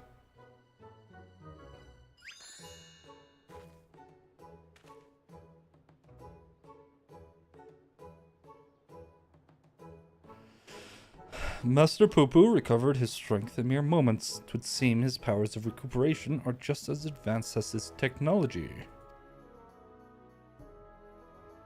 Came here from another world, a stranger you've no cause to trust, and yet you've treated me so kindly. The people of this star are so very welcoming. Ha! You are our dear friend now, Master Poo-Poo. It is our pleasure to help.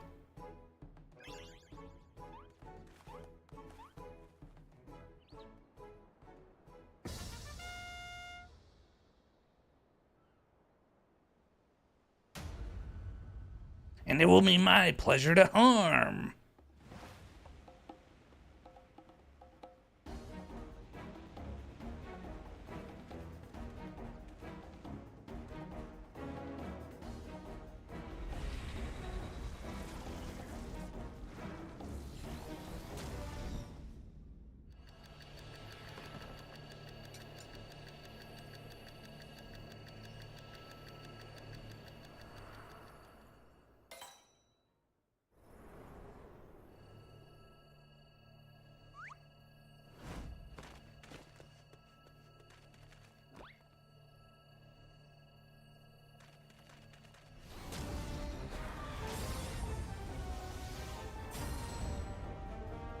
I will not fall for the same trick twice.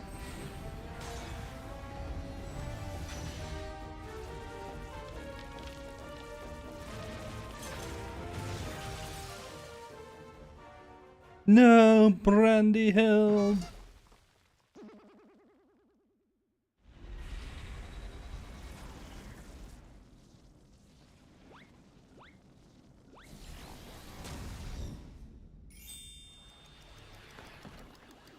What the hell?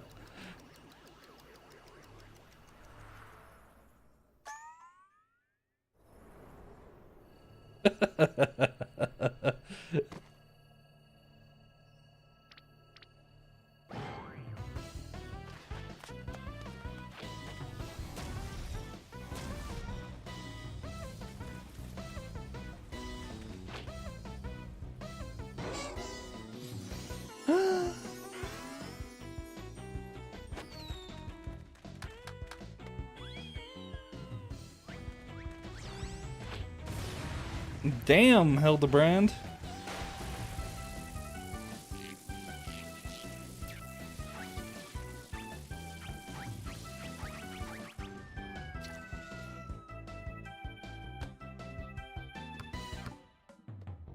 A basketball, seriously?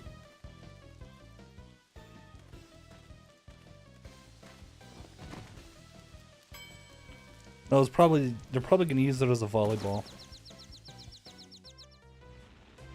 Impudent worms, taste my power! Wah. No, it's a basketball.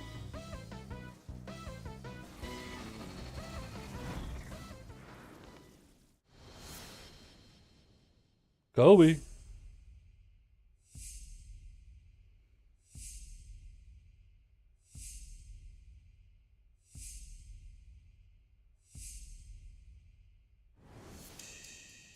Saw the stalker there again.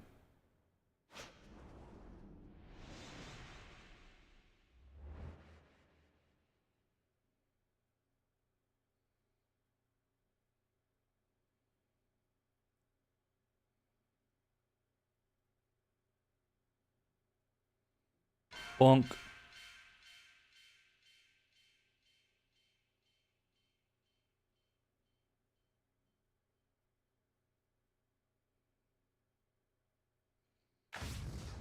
Spike it. Or dunk it.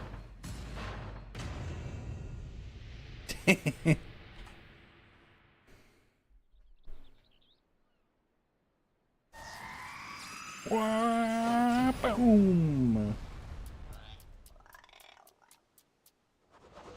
Not again! Looks like Team Rocket's busting off again!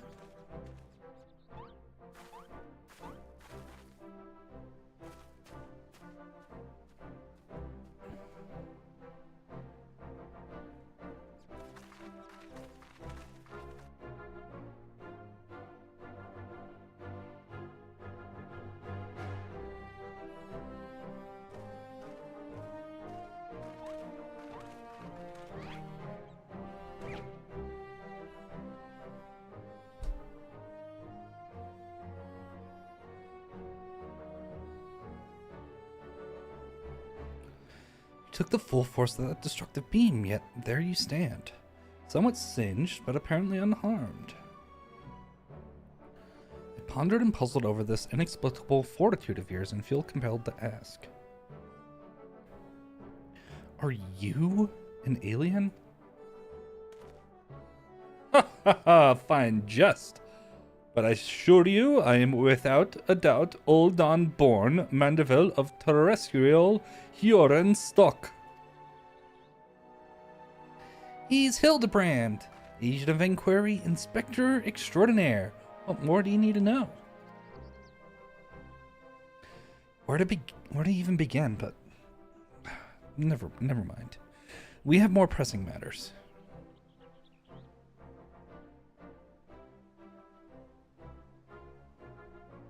Such as locating Master Poo-Poo's missing comrade.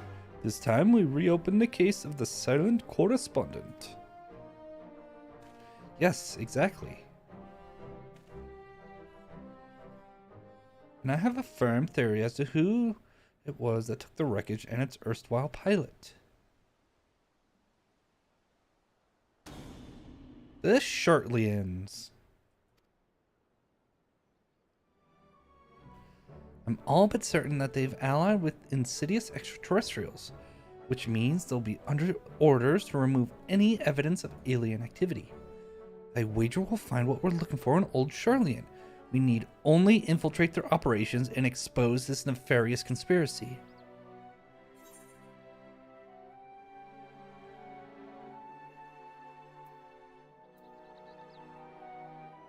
Sharlians can't be bothered to formally ally with foreign nations, much less aliens, and the Loporits don't count.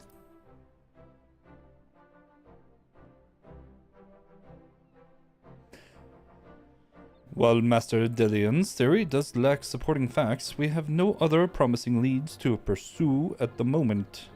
Moreover, I understand that Sharlian sets the standard for monitoring astronomical and astrological phenomena. Mayhap their experts have been tracking extraterrestrial movements.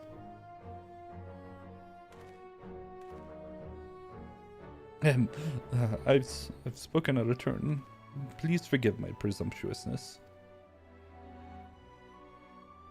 Nay, friend! I too sense our path points to the Isle of Archons. Pack your bags, everyone. We leave for Sharlian immediately.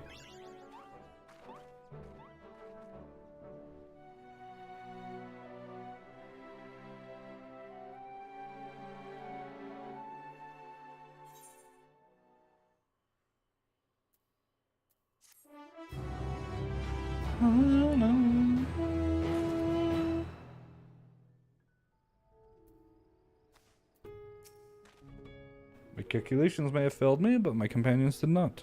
It was your quick thinking that saw the villain lay low, with tremendous flourish, no less. Brandy Hill told me you all went and searched for ingredients for my medicine. I'm so very thankful. Time has come, Urbino. Sharlian is the beating heart of this conspiracy. Why am I doing like my pseudo Hildibrand voice? Sharlian is the beating heart of this conspiracy, and I won't let them hide their machinations any longer. Nice teamwork, Urbino. Yep. Just kind of alley-ooped it to me. Hildibrand is keen to embark on the next leg of your investigation. Sharlian waits. We only need charter a suitable sea vessel. Of course, but does not the city lie many days' sail to the north? Is there no swifter means of reaching our destination? So this experimental aetherite will allow us to teleport thither, even absent attunement. Splendid. Then we shall avail ourselves of the technological marvel forthwith.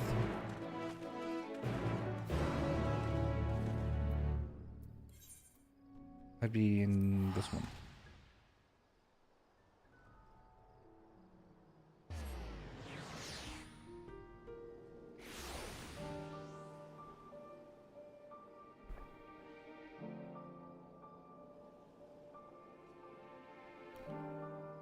Right? No.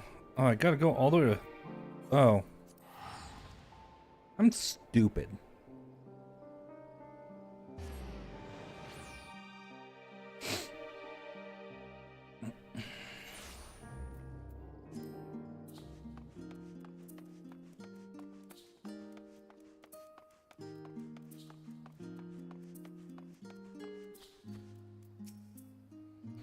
Oh, when you've traveled across cosmos as I have, teleportation is not the least bit disconcerting.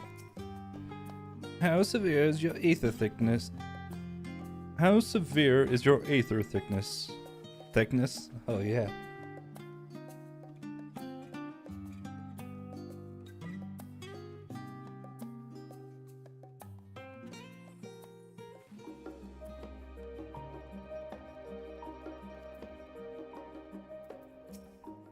Oh God, save me. Hope Delion wasn't too attached to his breakfast. So, this is the City of Learning. A sophisticated gentleman should feel right at home here. Ugh. Ugh. How are you all not? Like deer's stomachs. Experimental aetherites make travel exponentially more fun. Sometimes I feel as though I'm the only normal person in this group of eccentrics. But, oh, this is not the time to succumb to nausea. Not here in the belly of the beast.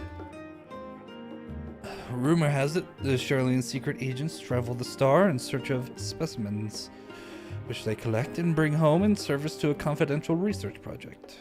Said project is conducted in a huge underground military facility. If we were to find answers, then that's where we need to look.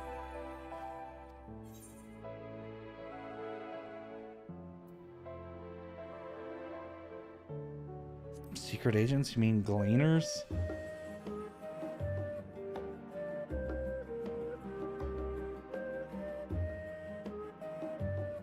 These gleaner chaps sound like they might know a thing or two.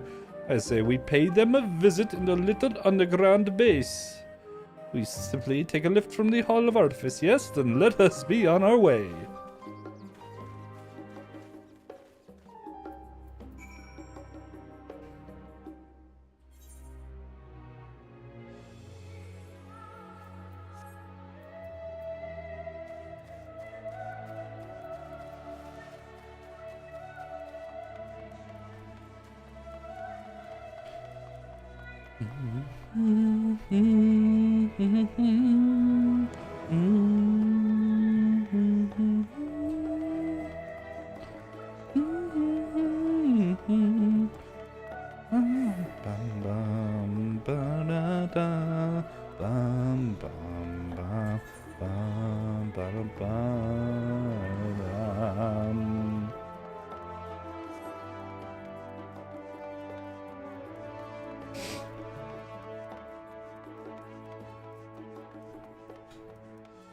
Sunrise are so fine.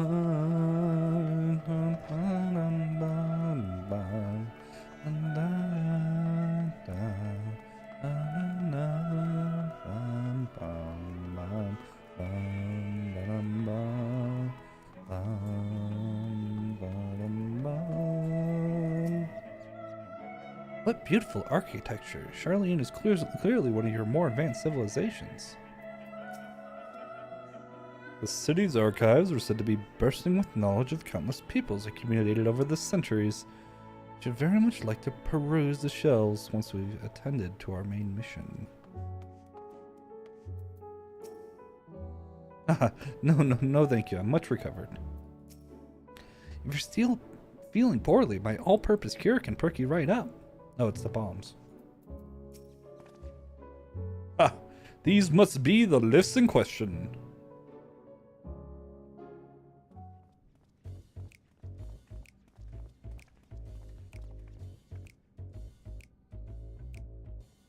Do you wish to descend in the labyrinthos, sir? My apologies, but each of your companions must also secure the proper permissions before we can allow them entrance. If it is assurances you need, then surely a single glance is all you require to judge us trustworthy.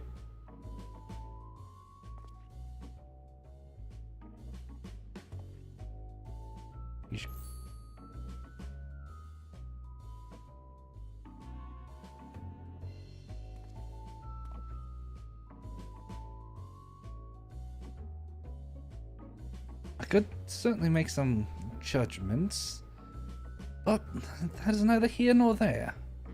Admission to Labyrinthos is subject to foreign policy. You're the ones who should be judged! I know you're hiding aliens in xenotechnology in that underground base of yours. Admit it! Xenotechnology? I sincerely have no idea what you're talking about. Sad Lalafels. Such a funny face. Oh, yet again do our paths cross in most serendipitous fashion. Lord Godbert. Father, what business brings you to Charlian? I'm in search of a certain object, one crucial to the continued refinement of Manderville weaponry. My investigations led me to believe it's to be found here, in Labyrinthos. And, as you also seem to have business down below... This is my son and his bosom companions. If I vouch for their character, will you kindly allow them to board the lift? Ah, Master Godbert Manderville. The form sent word of your impending arrival. As a member of the Syndicate, your ambassadorial status affords you an entourage of up to 5 members. Pray consider their permissions arranged. I know not your current mission, but for the time being, I suggest you accompany me to the Archaeon. The Arcadion? Hello?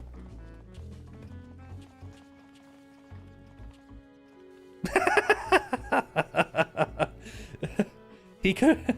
I mean... let's be real here. I didn't need to be part of the posse because I have my own permissions. We could have let the stalker through.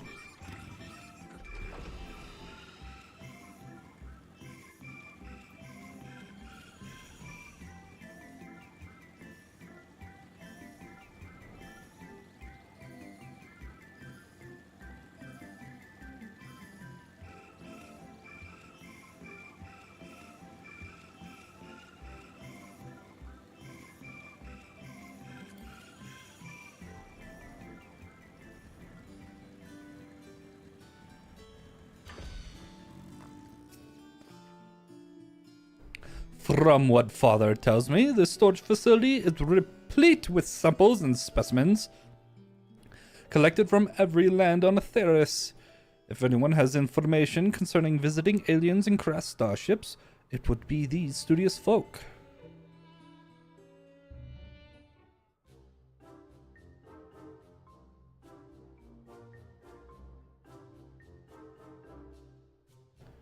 A shiny silver saucer. I'm sorry, but we have no record of any such object in our archives, either whole or in part. Or would you have us believe? But the purpose of this complex, this military fortress, is plain. You cannot deny that you're conducting secret research on alien starships.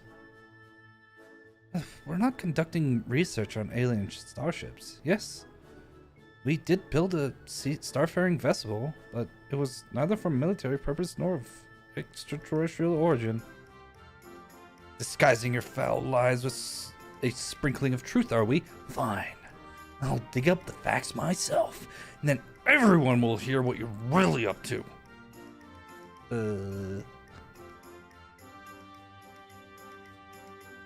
While I cannot assist you with your missing craft, I do recall seeing an individual of like appearance to your companion here. You do? And where was this, pray tell? At Mayoral Ergonomics in the medial circuit. The lift at the back of the building will take you down there. Many thanks, my good man. Well, seems you found yourselves a solid lead. I have my own search to attend to, so I shall bid you good hunting and good day.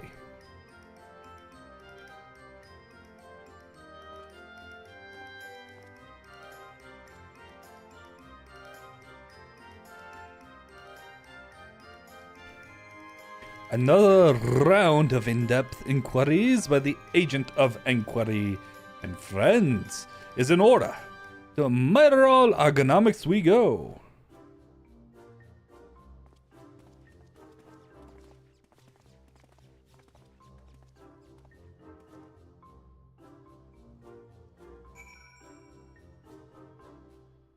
think I'm gonna have pizza tonight for dinner. Kinda want pizza. Pizza sounds good. Not that it's even close to time for dinner. Just the ergonomics. Did they change?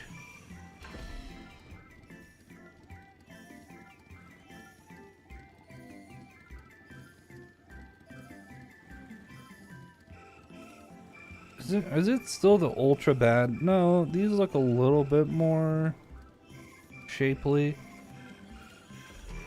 But I thought that when it originally came out, it was like, it was even worse. Like it didn't even have like any of the little shadows in the art. It was all, yeah. Ah, you must be talking about one of those new Mandragora strains. We whipped a batch of light blue stray onions, but I'm afraid they started to rot almost immediately. Not a mandra, you say? Well, the only other bluish things I can think of around here are the grapes. Now, look how luscious this crop turned out.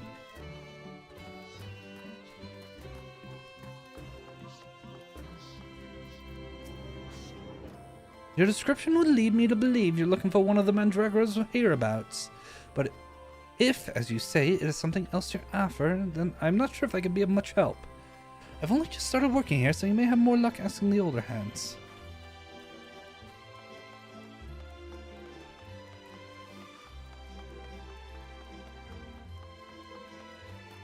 The falafels. Poo-poo. Master Poo-Poo has found a new friend. Maybe they can help us find the old one. How could everyone ever mistake me for a Mandragora? We look nothing alike.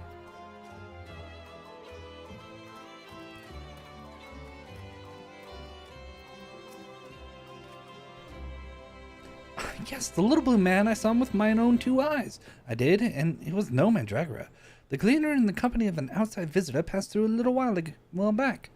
Nothing too unusual there, only this, friend you described was scuttling along with them. I knew not what the purpose brought them to the farm, but whatever it was, they didn't tarry here long.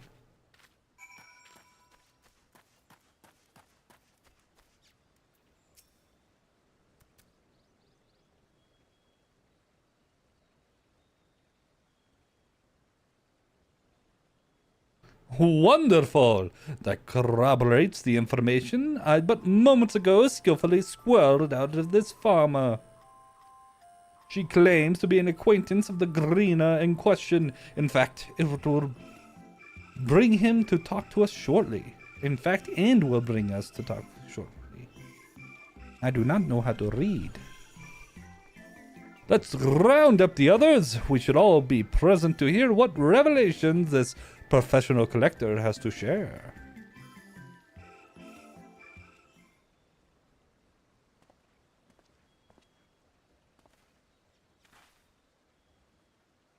You're the folk asking about the little blue man, yes? Oh, and you've brought someone who's practically identical. You must be the same species, surely.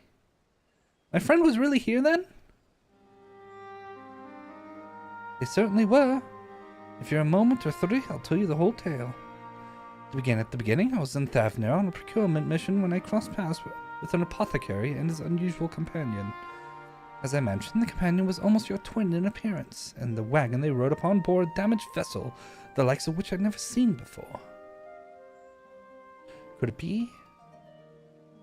As a collector by trade, I have a certain weakness for oddities. Thus, I hailed the apothecary to inquire after his company and his cargo. Ben was only too happy to share his story. He had, it seemed, quite recklessly plunged into the war-torn lands of Garlemald to sell his wares. Reasoning that there was a conflict, there would be need for medical goods. And the state of affairs was rather more volatile than he had anticipated. However, and he was soon forced to abandon his venture. And so the apothecary began his long trek home, only shortly thereafter to discover a strange silvery ship, and its shaken pilot crash-landed in a snowfield. Cannot be a coincidence. The story continues. After extricating the battered vessel and its occupant from the snow, he brought them home to Radz-at-Han. His guests wished to make repairs to the craft, yet even amongst the wonders of the bazaar, they struggled to find suitable parts.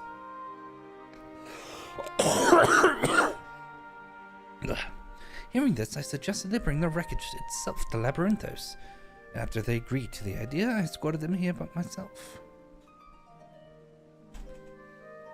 Alas, even the Thamosian engineers who worked on the Ark were stymied by the exotic ship, finding its technology impossible to comprehend, let alone replicate.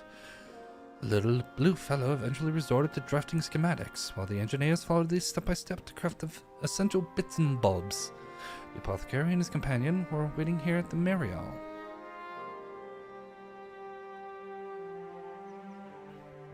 Then what happened? Well, once our industrious visitor had what they needed, we repaired the vessel in a twinkling. The pair then departed almost immediately, and I've never seen neither hide nor hair from them since. I'm told the apothecary paid a handsome sum for the engineer's service, but being typical Charlians, I wager they would happily have forfeited the coin for a chance to pore over every square ilm with that ship. Now, I'm no scientist, but beginning to think such an incredible vessel must have been some kind of starfaring craft. That little blue man, well, he must have been an alien from another world. Or so I like to believe. I'm an avid reader of the Thavnarian truth, you see. I love to entertain these idle flights of fancy.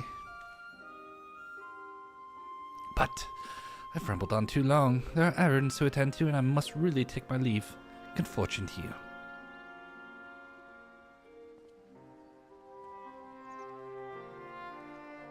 Can it be true? I have a readership in Charlian. Perhaps I've misjudged these people. 'Twould seem your comrade is hale and healthy, Master Poo-Poo, and in the company of a Hanish alchemist of undisclosed description. Yes, this is wonderful news. I'm grateful indeed that we made the journey. I have a feeling this case will soon draw to a close. Come, let us return to Radz-at-Han and continue the search.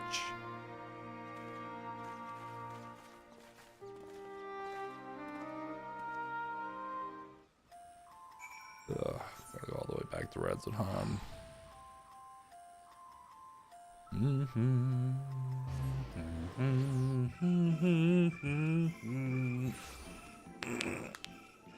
Oh man.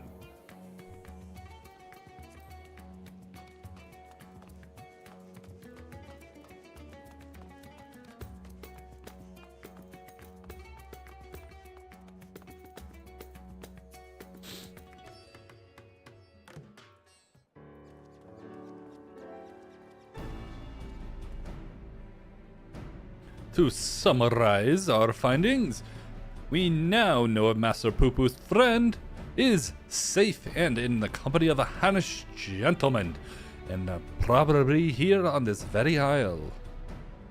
Oh, that does sound promising. Godbert, how the hell did you get back here already? Father, you returned to the city. I trust this means your own investigation was successful.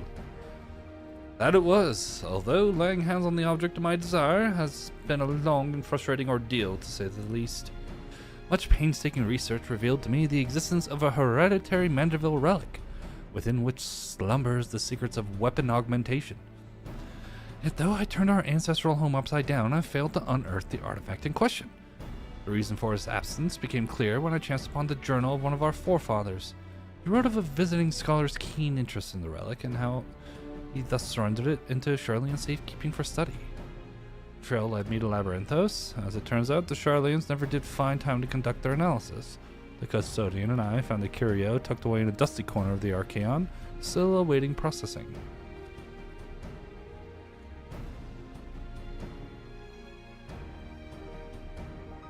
And here it is, an oddity every bit as perplexing as Godbrand's cipher-bound manual.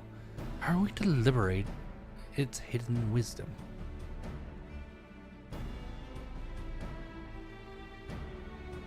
Oh, I can help you with that. These devices were made by the Mandervillians, a starfaring race with whom we once traded.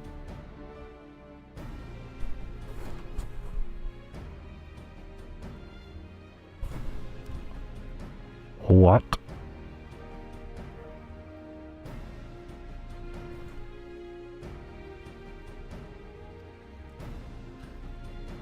Starfaring? Mandervillians? Yes, a highly evolved species with the mastery of advanced technologies. Our people share ideas and inventions, so I'm quite familiar with your family's relic. If you so wish, I can have the device project whatever images were stored upon it. A darkened room would afford us the clearest view, however.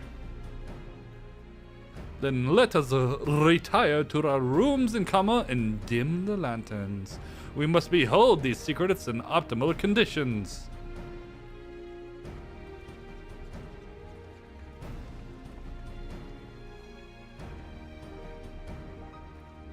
Mandervillians. A coincidental naming, or is there some deeper connection? Bro.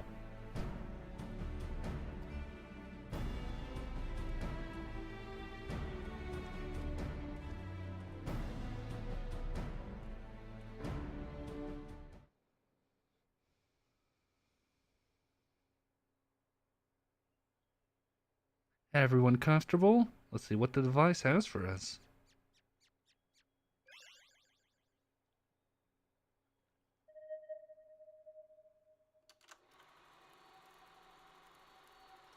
An old projector.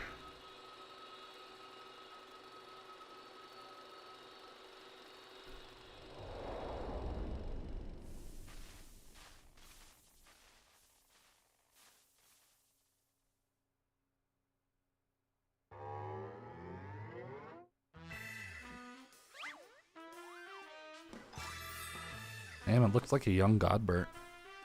I am Godbrand, wanderer of stars and a weaponsmith extraordinaire. First Lord of House Manderville. This is the Godbrand, our founding father?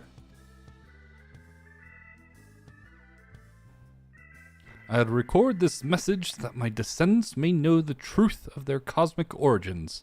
The tale is long, but I bid you watch until the very end. Heirs of mine, I am not a man born of this star, or even a man at all.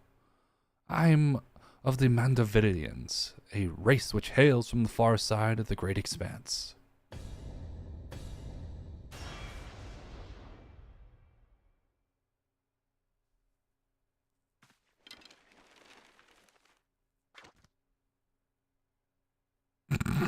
Oh my god. Mandervillians are parasitic symbionts. We can only survive by bonding with other life forms.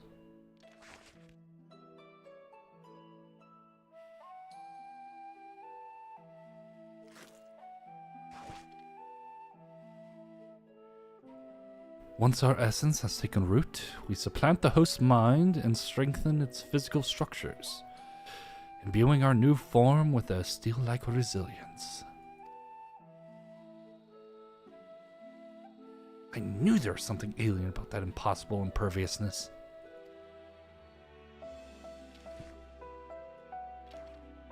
Then, through the conjoining of compatible host bodies, we produce offspring, which harbor the next generation of Mandervillians. This symbiotic variant eventually takes to the stars in search of potential new vessels, adapting and multiplying. So, it was that our race proliferated and spread throughout the cosmos.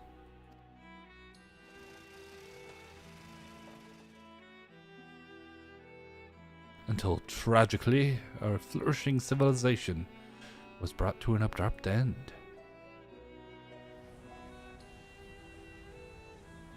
Every planet upon which we Mandervillians resided was visited by an inexplicable calamity. Our societies were brought to ruin by life forms suddenly twisted into horrific nightmares.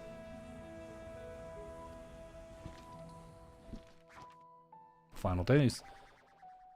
The end singer. That sounds familiar. So even stars far removed in time and space were ravaged by the final days.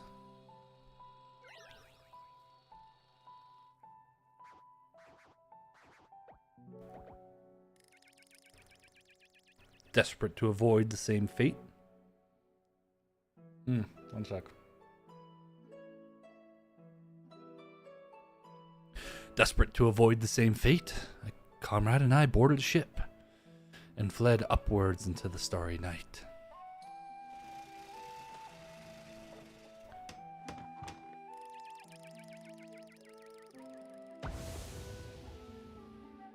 We flew and flew until we found a planet. Your planet. Untouched by the phenomenon, but the rigors of the journey had so damaged our craft that we were forced to make an uncontrolled descent.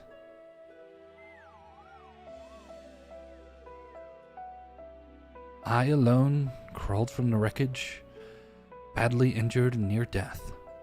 But even as I resigned myself to perishing in this unfamiliar world, I was found by a man who had come looking for the falling star.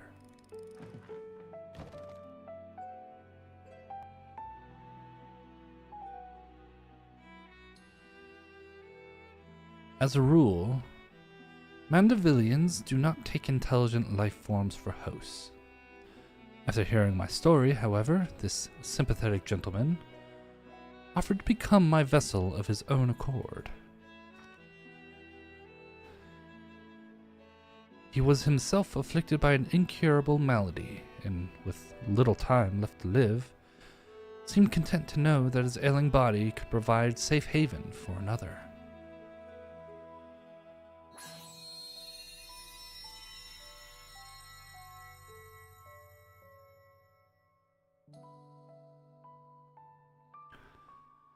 With his blessing, I set about transferring my essence. The man's form was revitalized and purged of its fatal frailty. Yet the mind which dwelled within was now my own.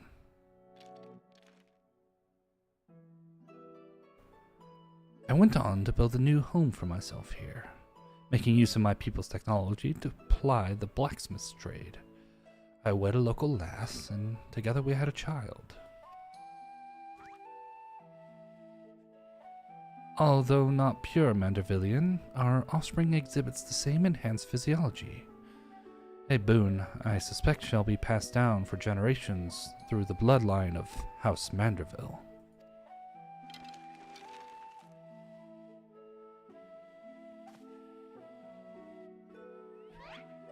My dear descendants, the folk of this star are most fragile. Yet, as the first man I encountered did demonstrate, they are nevertheless capable of surpassing love and generosity. Hey, that looks like Godbert's wife. As the last of the Mandervillians, I have but one request to make of you. Pray, employ your superlative attributes in my armory of Manderville armaments for the benefit of these wonderful peoples whom I hold in the highest regard.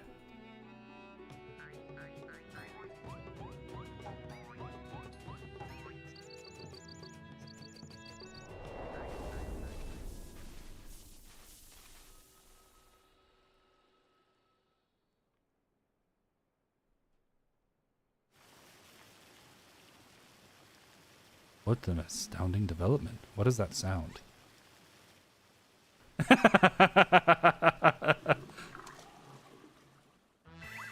I, Hildibrand Maximilian Mandeville, shall heed the passionate plea of my illustrious forebearer.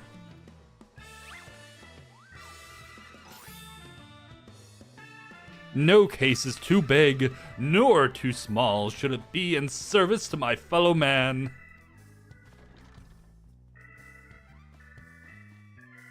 He learns he's descended from an extraterrestrial being, and it's still business as usual. Oh, wait a minute.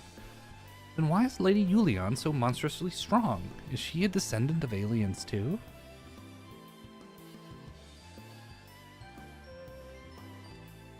Well, this is most unexpected. Never did it cross my mind that our esteemed ancestor might hail from beyond the heavens.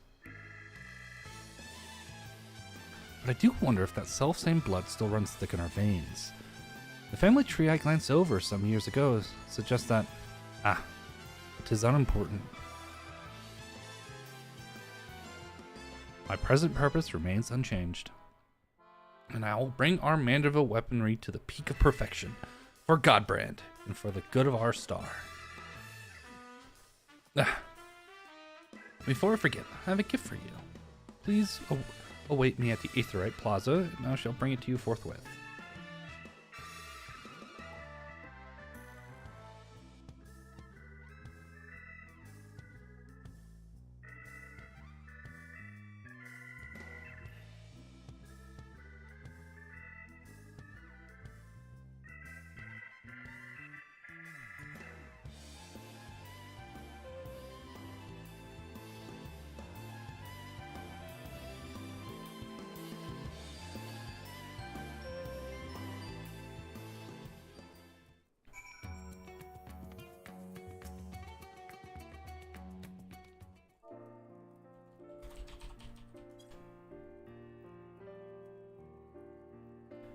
Some truths can shatter the foundations of our beliefs when brought to light. But I had to say, this wasn't one of them. The more staggering discovery was that I have devoted readers in Charlian. Those who peruse my publication are allies against the ever-expanding webs of lies and deception, without exception. I have misjudged the Charlian people. They are not collaborators or the architects of conspiracy, but seekers of knowledge, unafraid to plumb the depths of the unknown.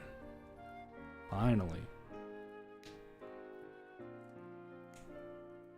That Master Poo-Poo, though, that one still has ulterior motives. I bet my life on it. Stand ready, for we shall have need of your strength when he shows his true colors. Hope you've not been waiting long. This is the gift I mentioned. Master Poo-Poo's earnest quest inspired me to indulge in a spot of clockwork craftsmanship between weaponsmithing sessions. Thought it only fitting that you be the one to care for this diminutive simulacrum. Consider it a memento of your adventures together.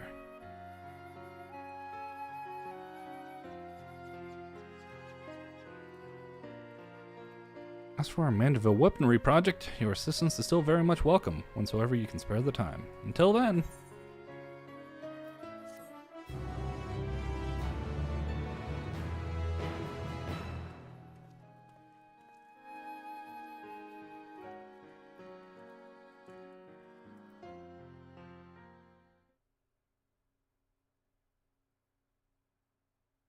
Meanwhile, elsewhere in Thavnair.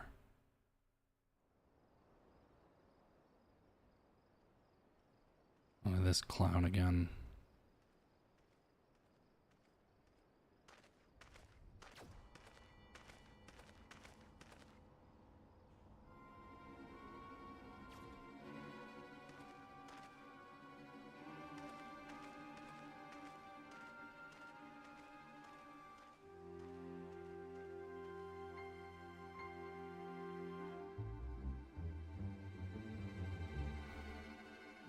Lord Van Hoody, I come with ill tidings. Professor Lugai set an ambush for his nemesis, but was once again more defeated.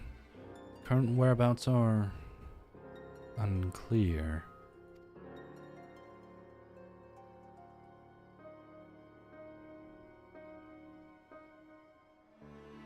That blithering dolt.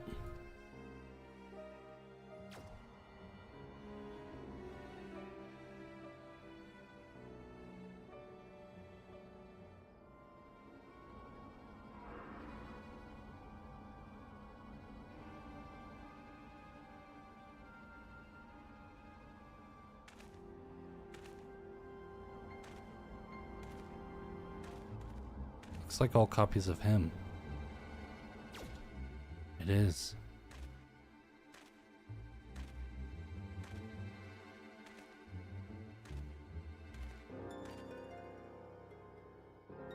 No matter. Preparations are well underway. The manifestation will proceed as planned.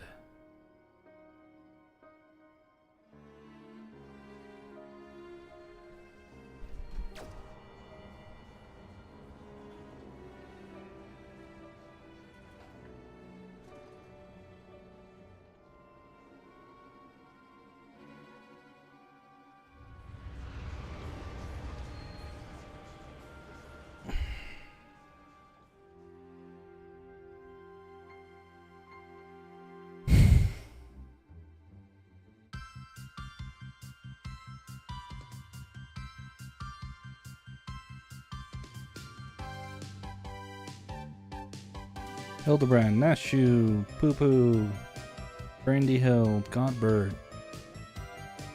Forget that guy's name already. Dorian.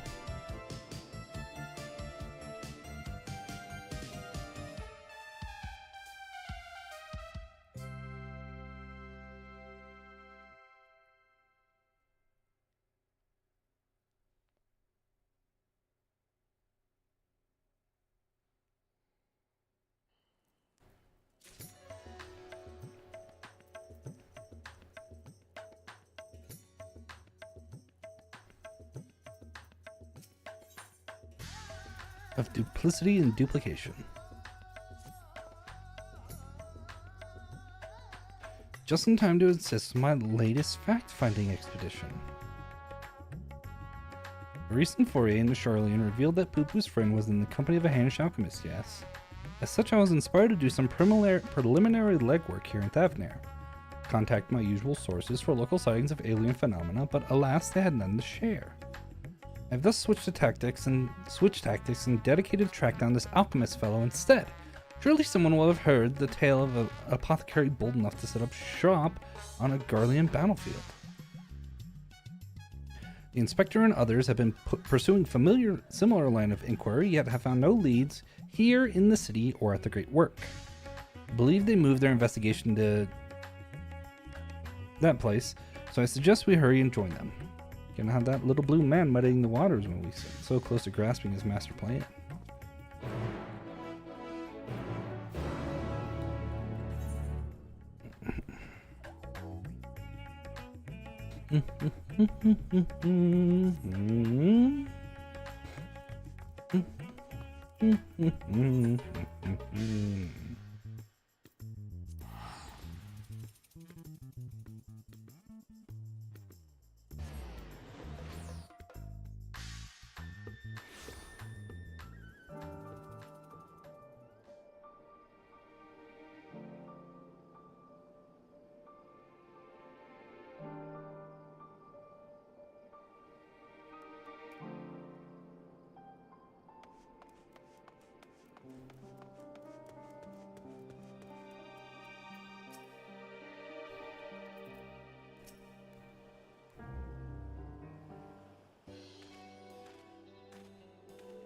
There he is. I see the two of you are eager as ever to observe my inspectorial genius at work. Ha! The long-term fans are often the most ardent. As a matter of fact, we are just about to continue our investigation into the alchemist we know to have been traveling with Master Poo Poo's comrade.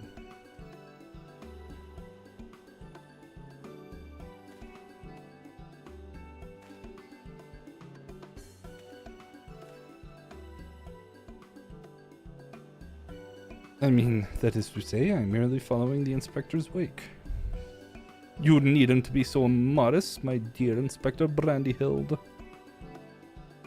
is wrong of me to comport myself as equal to you in any respect, for I am but a copy, and a flawed one at that. Stuff and nonsense! Clown or not, your self-deprecation is unbecoming in a Manderville man.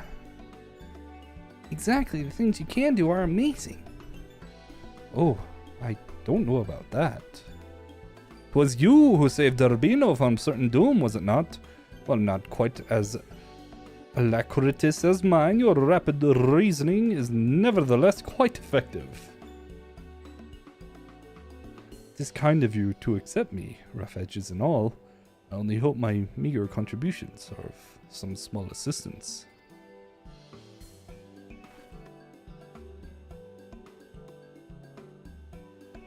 Too modest by half. I'd say his mental faculties far surpass those of the original. That's enough chin-wagging amongst ourselves, I think. Let us spread out and learn what the locals know of this adventurous apothecary.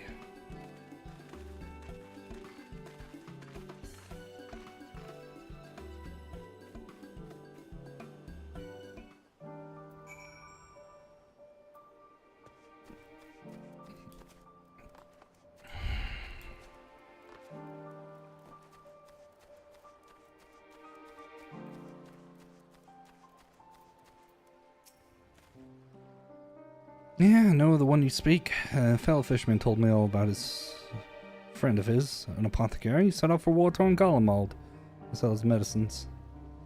Reckless fool, if you ask me. I have no interest in the affairs of such men, but you do, I take it. If so, I suggest you head to that place and hear the tale for yourself. Like a red-haired lad, they're gathering shellfish.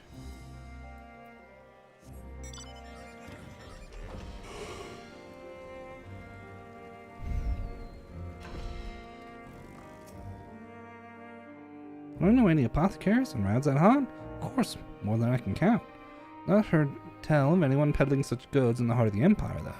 Seems like a terrible idea to me, with what civil war raging and the world almost ending. Situation's improved in recent days, but even so, the Radiant Host still has to provide security for cargo shipments. A lone merchant trading there alone? Impossible.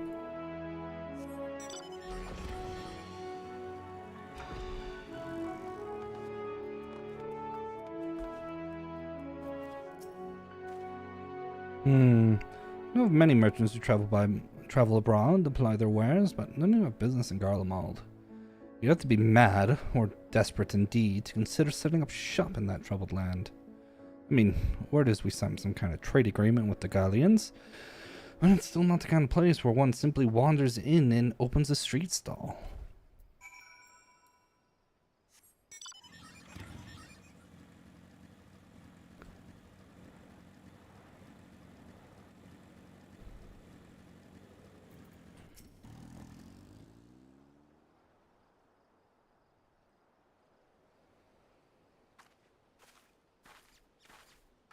Ah, Urbino! I hope your questioning has borne fresher fruit than mine. Yeah. Got a place.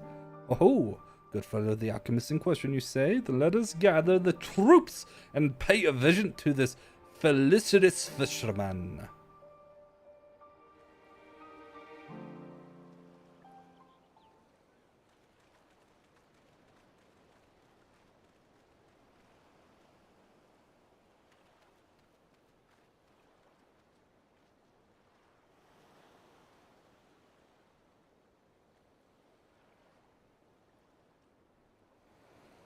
Story of my apothecary friend? Oh, you must mean Barasaf. Well, I was near enough to calling it a day anyway, so here's what I can tell you. He comes from a very poor family, and growing up never had much in the way of money or possessions. I suppose those experiences are what led his lifelong obsession with gaining wealth. After trying his hand at a succession of trades, he decided alchemy would earn him the most skill, but his stock never sold as well as he hoped. So when he heard about the internal strife in Garlemald, he saw it as a golden opportunity. Surely the middle of a war was the best place to sell medicines. More like the best place for near-death experiences. He soon gave up on his Garlemald adventure, but, well, one would have expected him to return lamenting his ill fortune. He was practically euphoric when I saw him again. A God-given blessing he'd found in the snowfields. A God-given blessing he'd found in the snowfields had given much cause to celebrate. He said he'd learn how to create gold, and I must admit I laughed at first. Then he showed me a gleaming mountain of the stuff, enough to proclaim himself a merchant prince. He even changed his name to Van Hoody, a word which brings to mind the bounty of the divine. A name I've heard. He's a rising star in the markets, is he not? The one snapping up commercial ventures left and right. Yes, Van Hoody has certainly made his ambitions known here in Thavnair, especially when he attempted to purchase the entire port. Dockmasters declined to sell, of course, but when it comes to buying historical landmarks, the bottomless purse can open surprising doors. Last I heard, he converted the Gilded Aria into his private abode, has been filling it with every rare treasure his gold can secure. Pays out particularly large sum for artworks depicting the goddess Asura. I remember him being a fervent worshipper of hers, even as a child. I've encountered much Manusia and Murga lore in Razarhan, yet I recall no mention of this Asura. Well, that's hardly surprising. As a deity of war, she's not well loved by the common folk. He is different, though. He sees life as a constant battle to amass wealth. It is to Asura whom he prays for victory. And damn me if she didn't listen. That once poor boy became a merchant royalty, and far too rich and important now to afford more than a fleeting moment for simple fishermen. Even those who were once dear friends. If you'll excuse me, I really must leave it at that. These clams won't sell themselves, you know.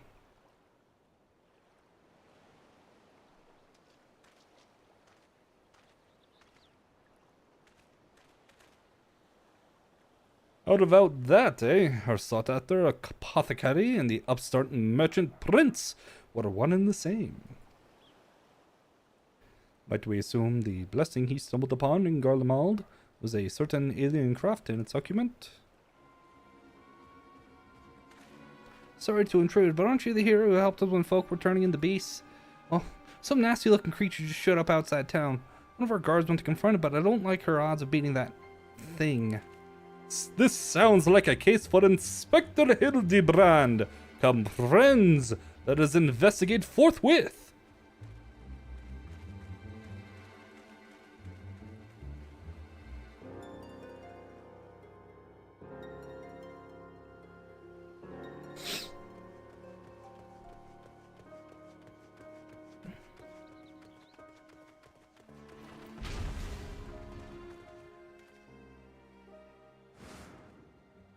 Thought you destroyed that monster. I have a situation under control, citizens. This individual bears a strong resemblance to a known fugitive, so I thought it prudent to investigate. Regrettably, he has proven less than forthcoming with answers. How many times must we teach you the same lesson, shiny skull man? Listen, what are you on about?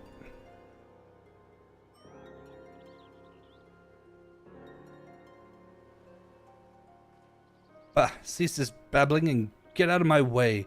Lord Vanuti's orders are to cause trouble at the port, and I'm running behind schedule.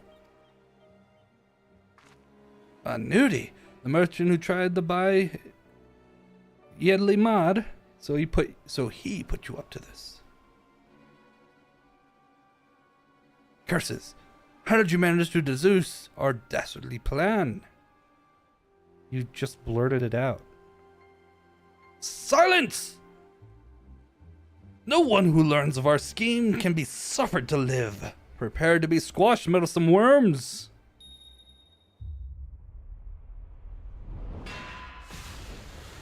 Safe! KO!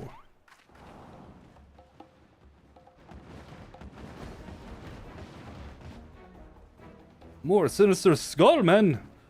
Was the doctor quadruplet?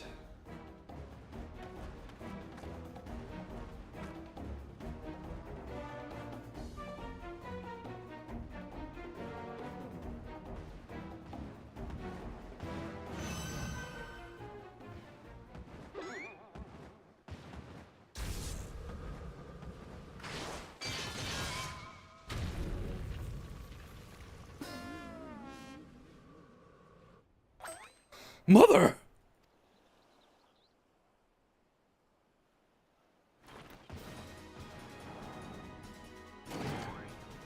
Vetacious vermin! This will soften you up!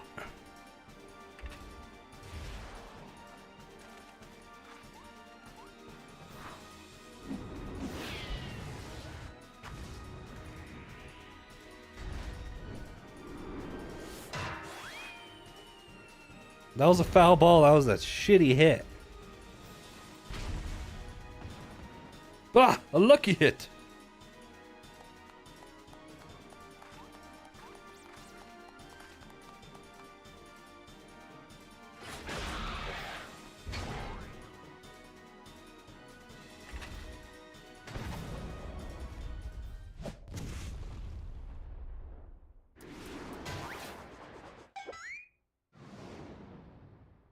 Ooh.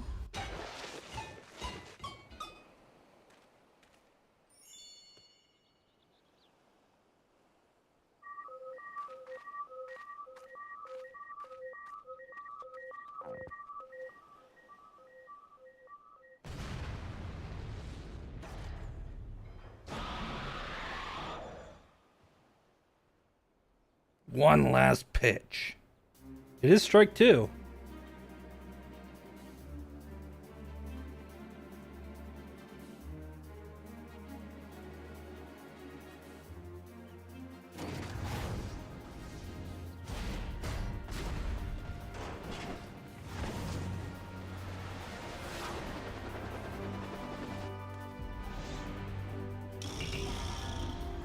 Unlimited heavy hitter special. Bang! Right in the face.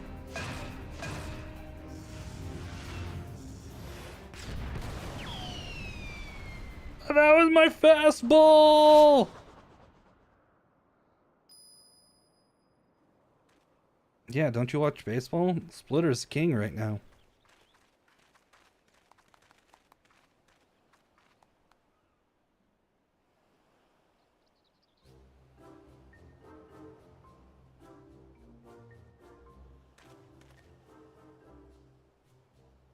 I've come to expect father-son appearances, but what brings you here, mother?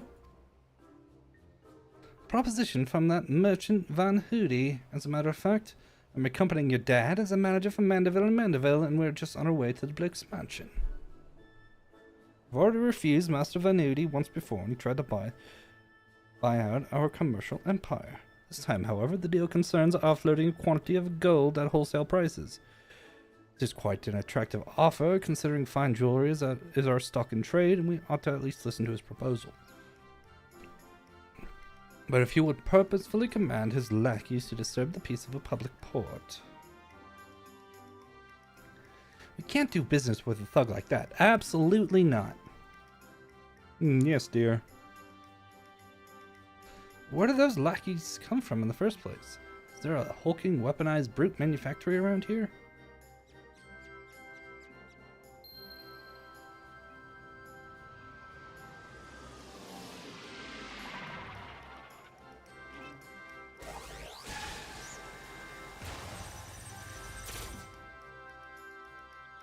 As I suspected, my ship's vaporization beam is configured to expunge only replicated matter.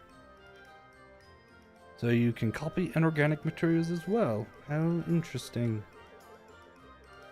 Once the matter duplication facility has analyzed an object's molecular structure, it can generate any number of copies. Yet it cannot create matter from nothing. A requisite supply of ether must be on hand to facilitate the process. You sure know a lot, Inspector Brandyhild. Even alien starships.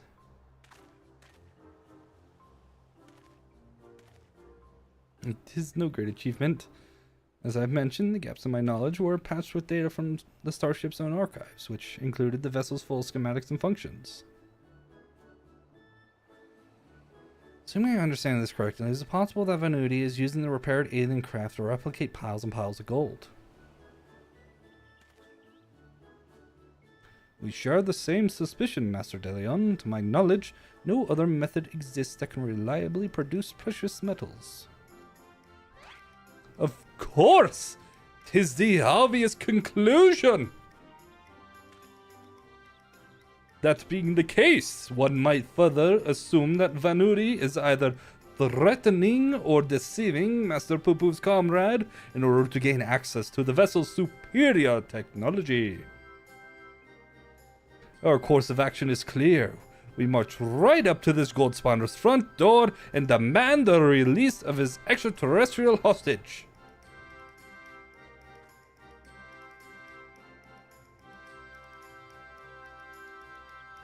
He's not being held there against his will.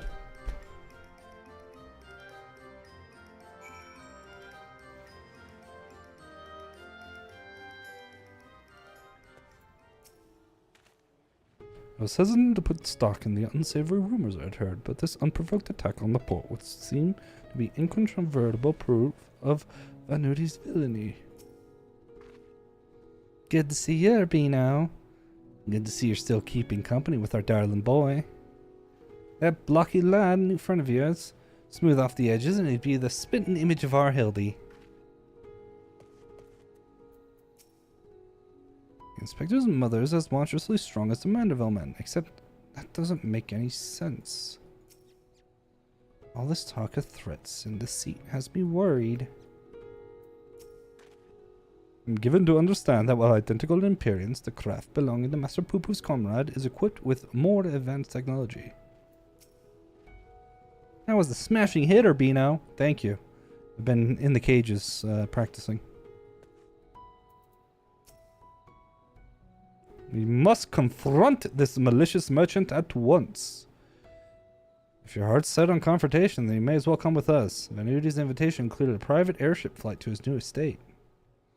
Aye, we still need to formally reject his deal anyways, and his pilot will be waiting.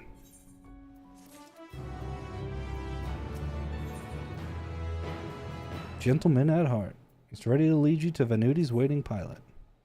Shall we be on our way? We're to meet Vanuti's pilot atop the rise just south of Kajdaya's footsteps.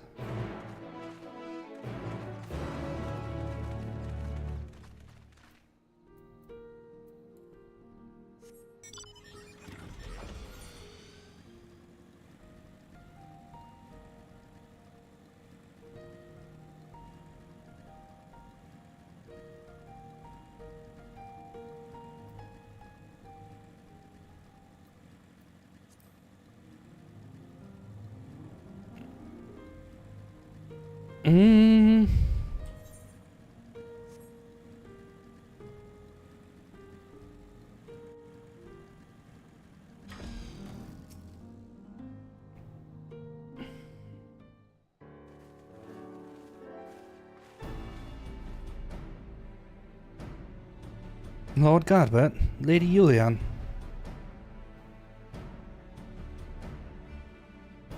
And entourage? Pray excuse our presumptuousness. My son and his companions insisted they come along. Desperate they were to meet the illustrious Master Vanuti.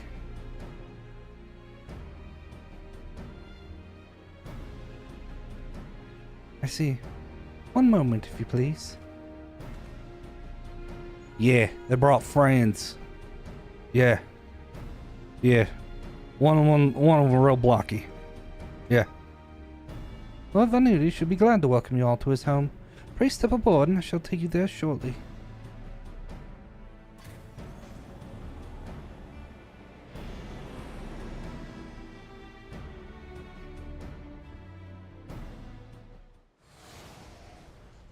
Damn.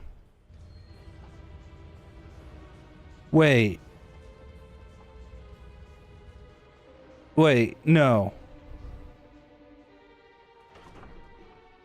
That's the same technology that they used in the Tower of Zot, right? That's gotta be it. That has to be it. That's the same stuff. They're gonna be like, the copies of him are gonna be inside each of those cells. Oh no. Welcome, honored guests, to my humble abode. I trust the view is to your liking. Since you traveled all the way from distant Ul'dah, a pleasant backdrop to our talks was the least I could provide. And what an unexpected boon this is. I've been debating when to extend you a personal invitation, but now you are here, like a wish come true. Save your wrecked for the magistrates, Vanuti. We know the secret of your ill-gotten gold.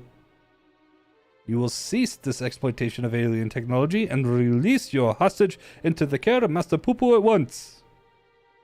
Unraveled all my schemes, have you? Good. I needn't waste my breath on tedious explanations then. This Master Poo-Poo, I presume. I do have his fellow alien here with me, yes. As for exploiting their technology, I freely admit to duplicating a quite frankly obscene amount of gold. But that was merely the beginning. Imagine making copy after copy of the deadliest weapons in existence. Would not the world itself be yours for the taking? Let's get straight to the point. I want you at my side. With the vaunted warrior of light as the template for my clone army, we could conquer this and every other land in creation.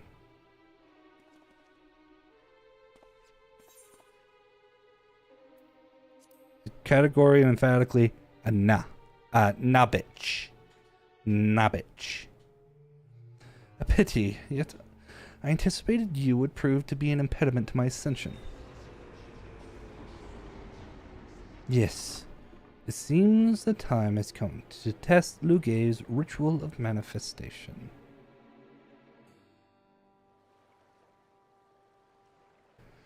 Always prepare long in advance of your coming. This tower holds not only mundane treasure, but also caches of crystals.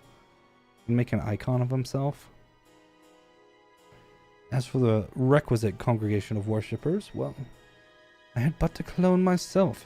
After all, who is more devoted to my cause and my goddess than me?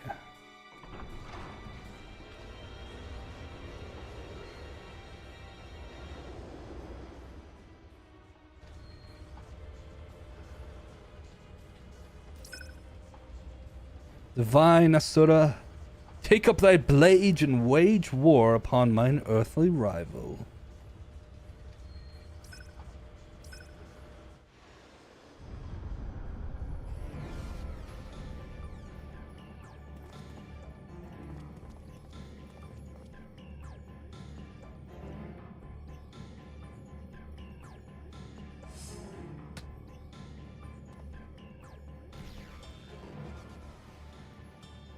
Nay, Hildibrand, against the primal, we may be more hindrance than help. We dare not remain within its sphere of influence.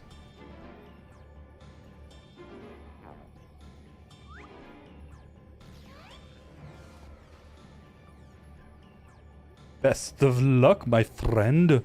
I must make a gentlemanly withdrawal.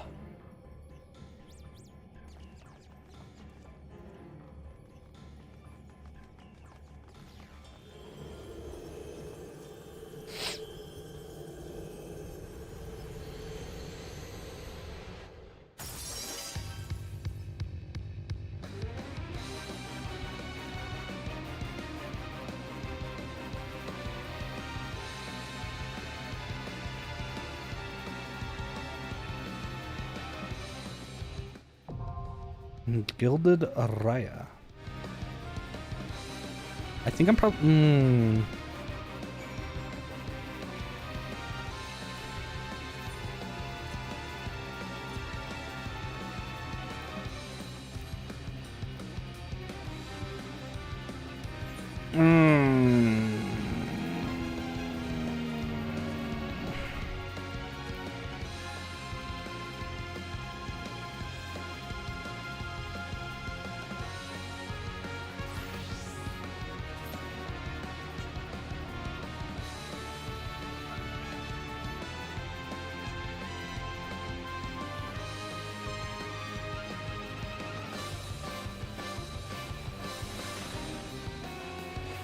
Bum, bum, bum, bum, bum.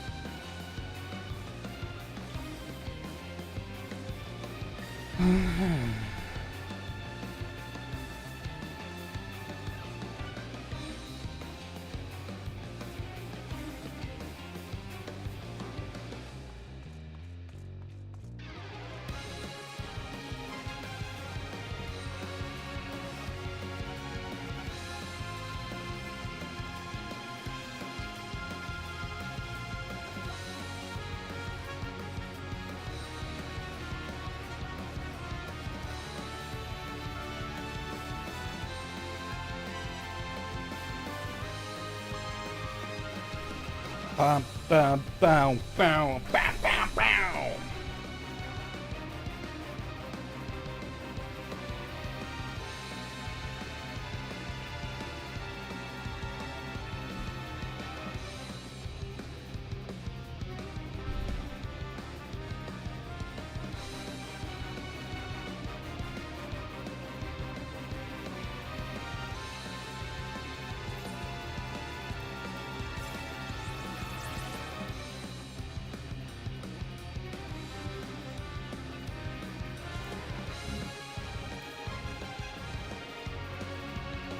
Are there any...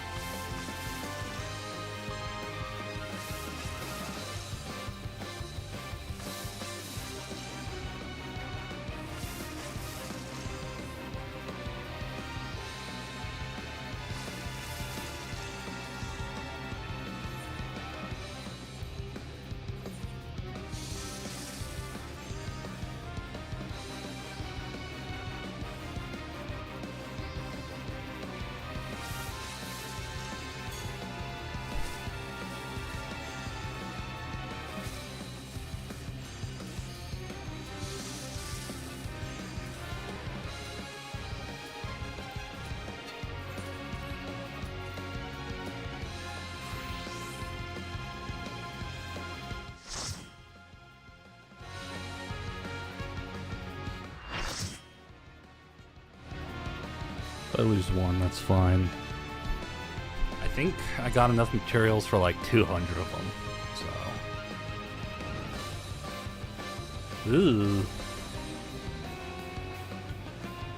False Mansuya. Manusia.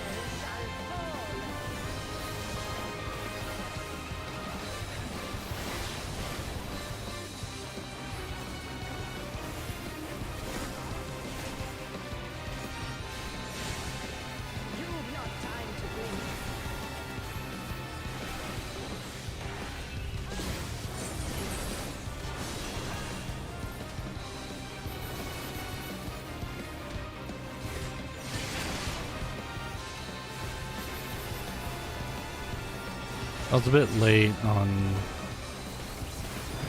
Tremble before the might of the minutia.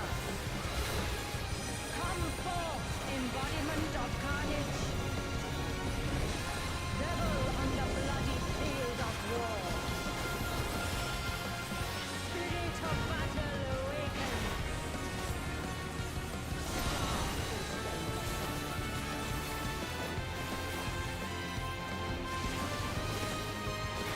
The weak shall perish.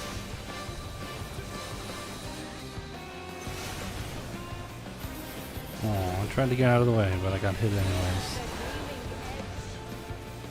The gleaming edge. Ooh.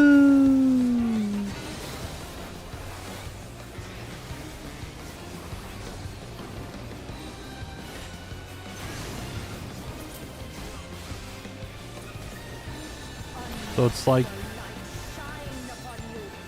so it's like the Shiva mirrors.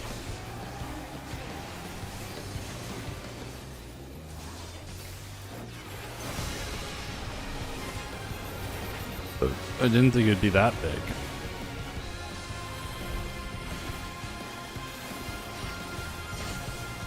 Behold the sixfold blade.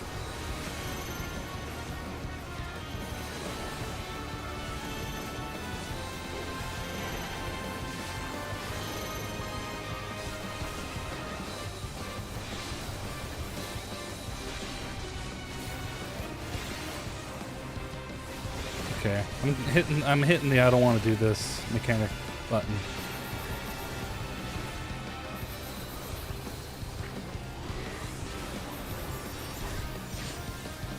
Fury be my strength.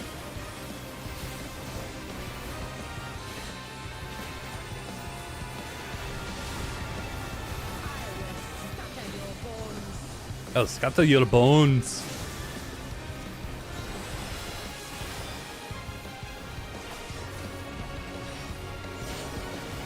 Show me your steel.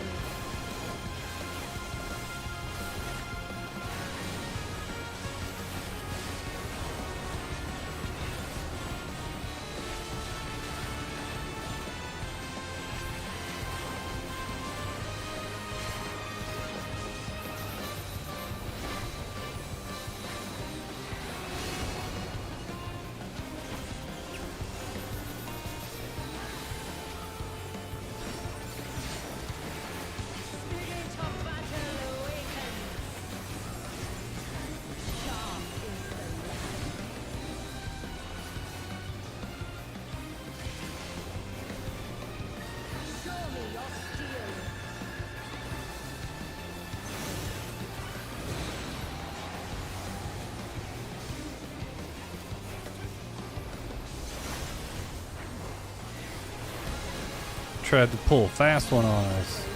That almost worked.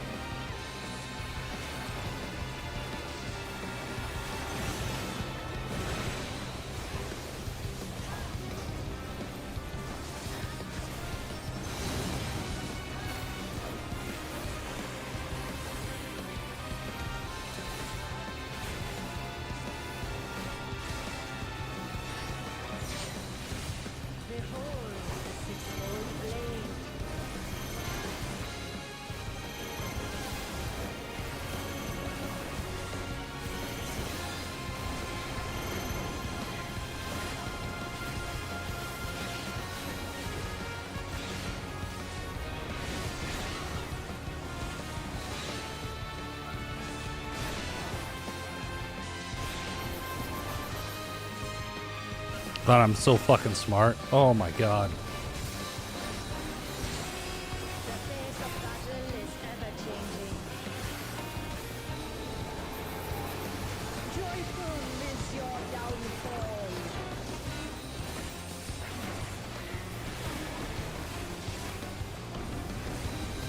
I will scatter your bones.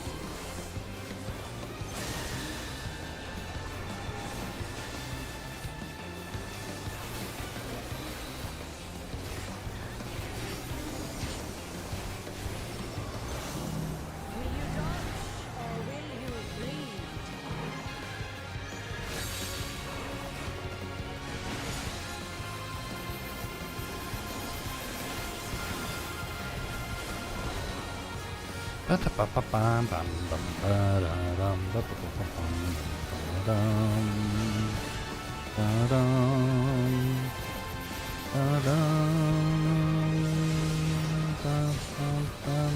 time to blink.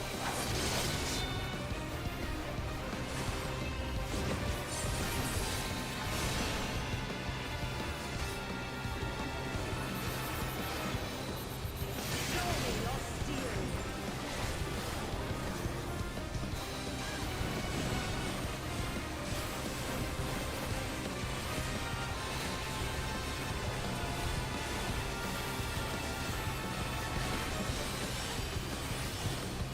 The frail shall fall. Alright, easy as. I mean, we had quite a few deaths, but that's fine.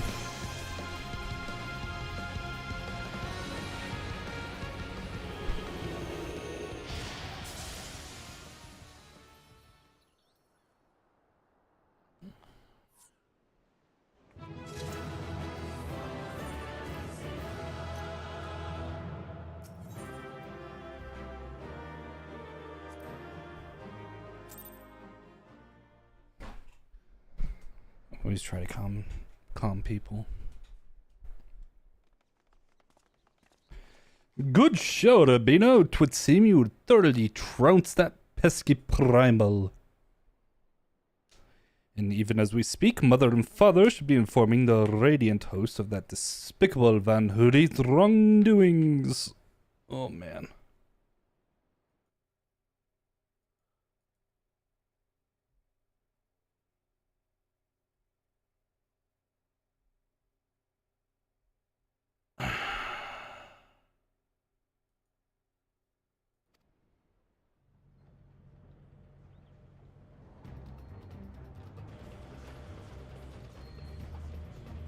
The divine Asura defeated. Turn the wheel, we flee for now.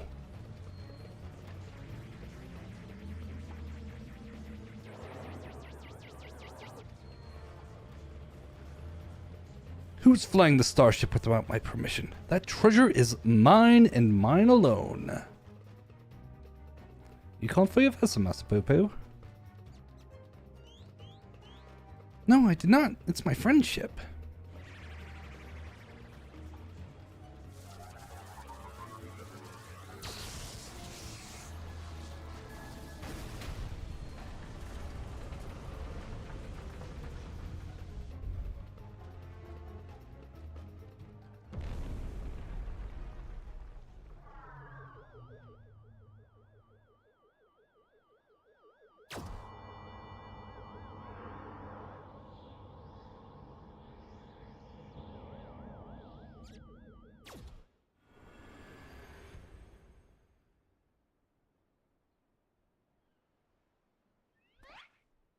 At last, the moment of sweet reunion is at hand.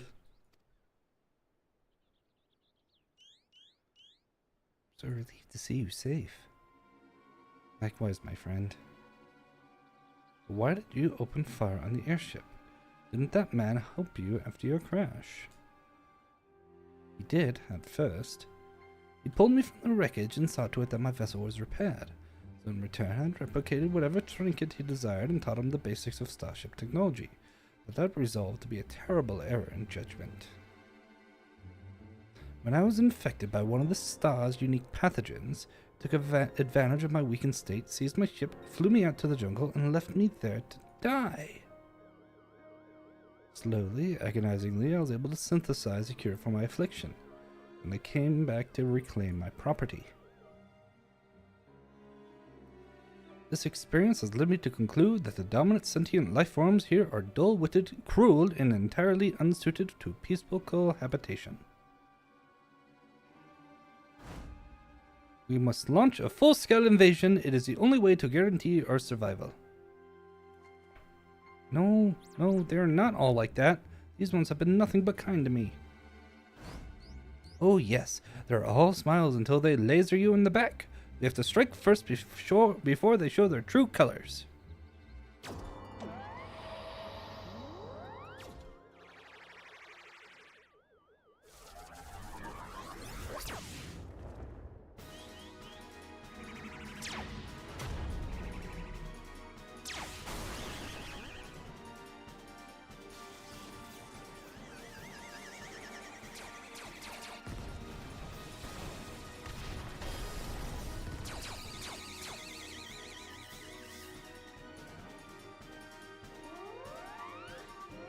Uh-oh. Ship's reactor core has been breached. If it explodes, everyone in the vicinity will be atomized, and we're all in the vicinity.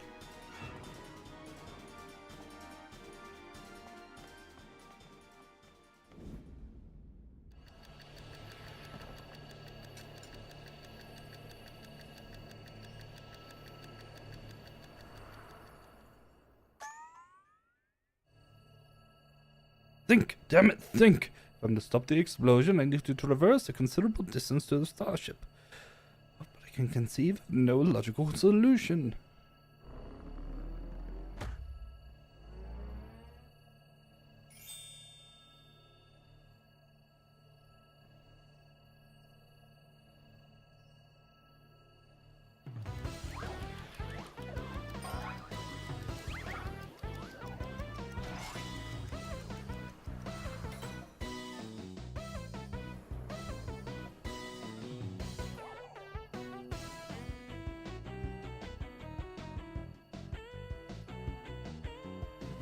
Inspector Brandyhilt, you must employ my father's mighty moves to propel me to the vessel.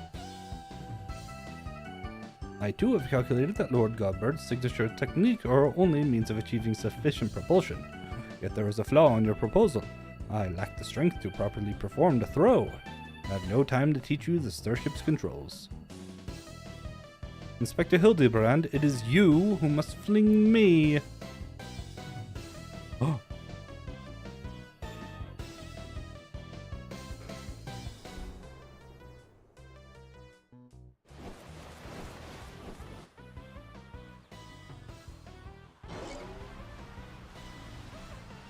Skyward, as only a Mandeville can! Wrong way.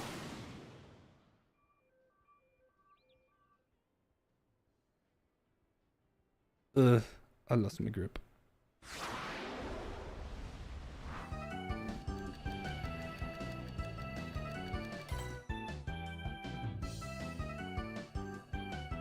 Given my trajectory and velocity, the correct shift and posture should generate enough lift and precessional motion to... Yes, I can still make it.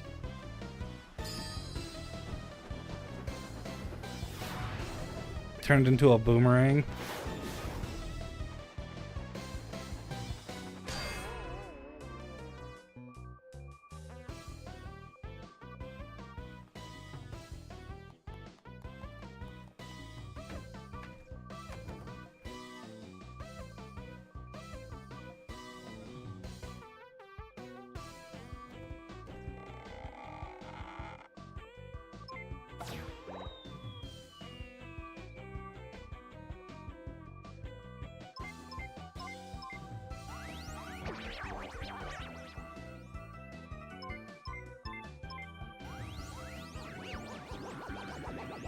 Come on, Brandyhild. You can do it, buddy.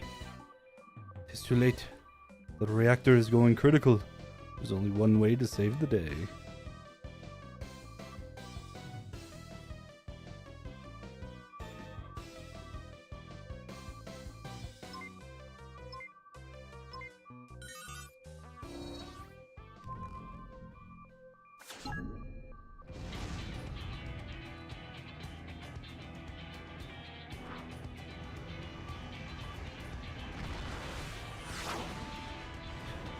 Go, Brandyhild, go!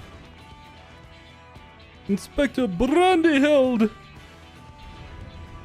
Our brief time together was more than any defective clone could ask for. Be well, my friends.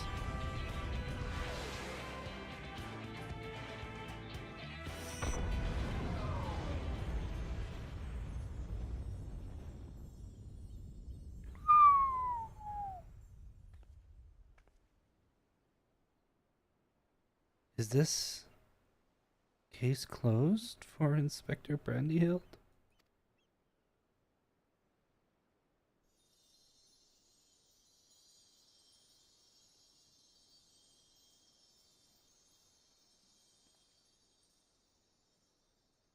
Nay, my loyal assistant.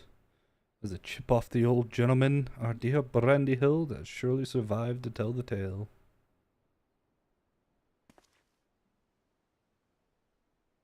We shall see him again. Mark my words.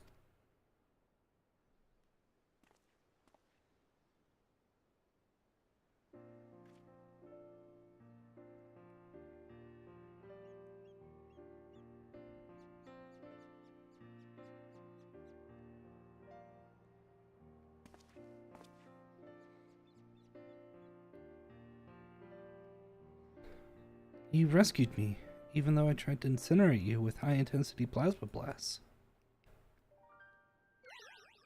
Even at the cost of one of your own. If only I could make amends and earn your forgiveness, but alas. There is naught to forgive. With his blocky constitution, Inspector Brandyhild will be just fine, I assure you. As a friend of Master Poo-Poo, you are a friend of ours, and what are a few minor plasma burns among friends, eh?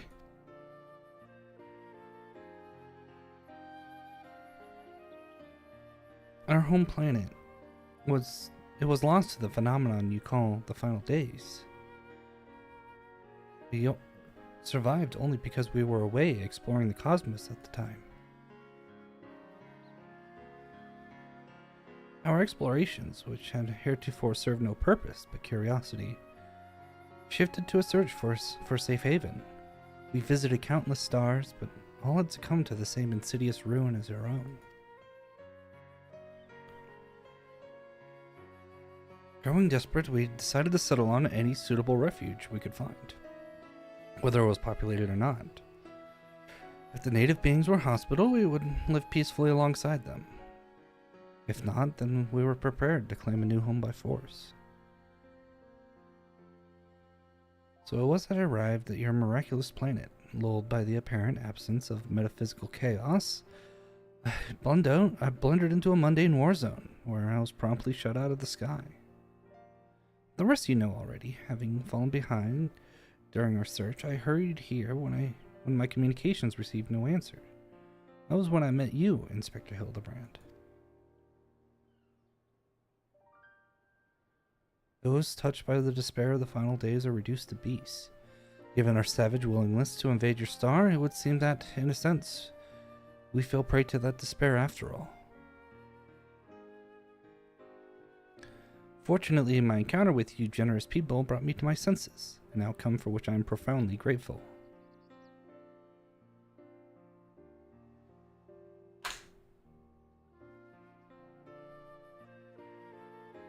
That said, there is nowhere else for us to go. Would it be too much to ask us to live here on your star? Well, of course you may stay.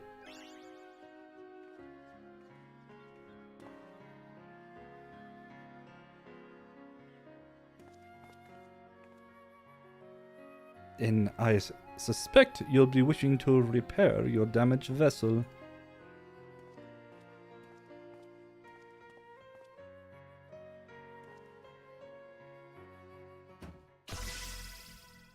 Uh-huh.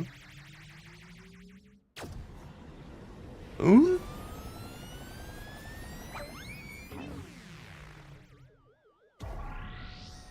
Mummy! Oh no, Inspector, not again! Wait for me! Ho ho ho, never a dull moment around our Hildibrand. At least we needn't worry if the ship crashes, not with an impervious Mandervillian on board.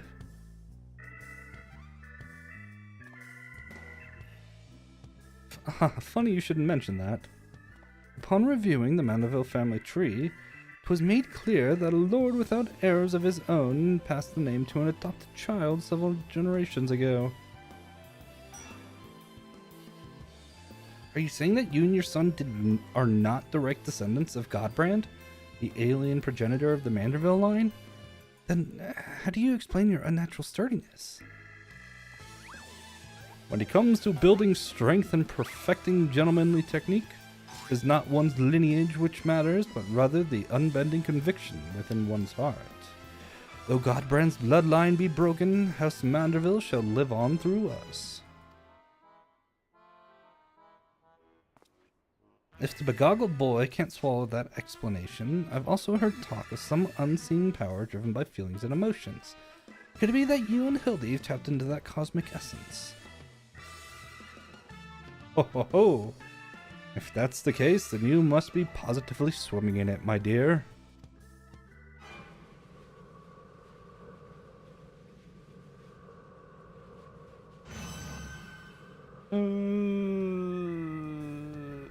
Every thing appears to be under control here, so let us return to the city, shall we?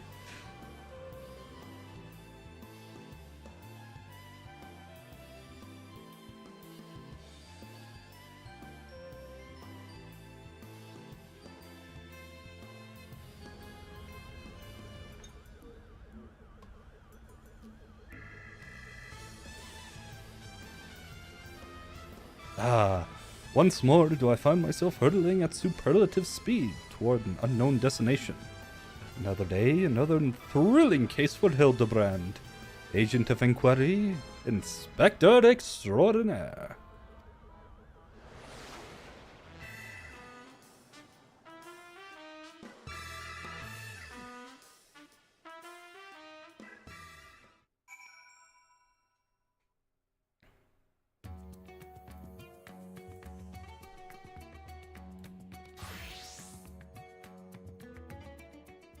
Gotta get off my battle gear.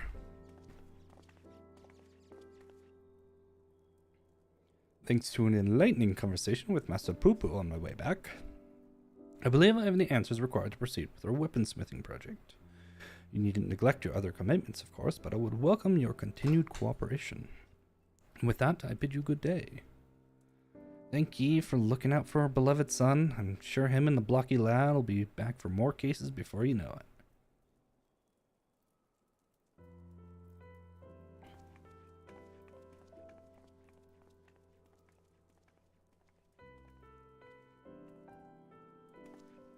Gone above and beyond for us, so I'd like you to have the one replicated starship we made. It doesn't have the duplication facility or any other such technology on board, but it will carry you through the skies. Use this key to call it whenever you wish.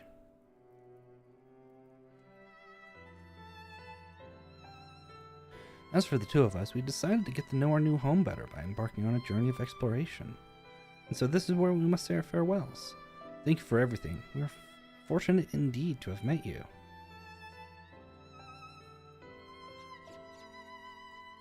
God, they're so cute. Seems Poo-Poo wasn't planning an invasion after all. He even tried to stop his friend from launching an attack. I'm calling an end to this investigation, Urbino. Your unfailing support during this entire ordeal has been most appreciated. Thanks to you, I was able to observe the inner workings of Charlian and even travel to the surface of the moon in search of the truth. And when my own conspiracies threatened to blind me, you were there to open my eyes to the true shape of things. This world yet harbors its share of strange and inexplicable, not the least of which is the source of Hildibrand's impossible physiology. If not an alien, then, mayhap he's a product of hyper-advanced civilization from the distant past that descended as some gruesome biological experiment. Someone needs to plumb the depths of these unexplained phenomena, and I am the very man for the job.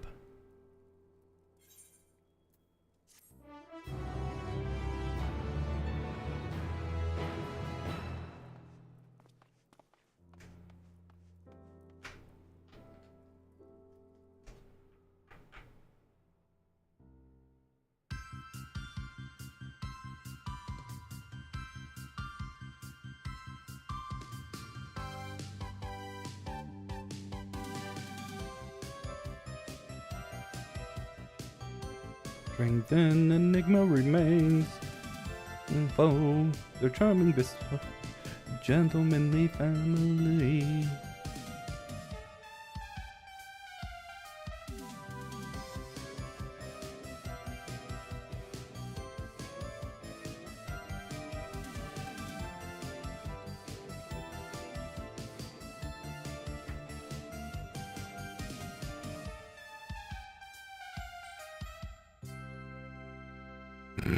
The running animation is so stupid.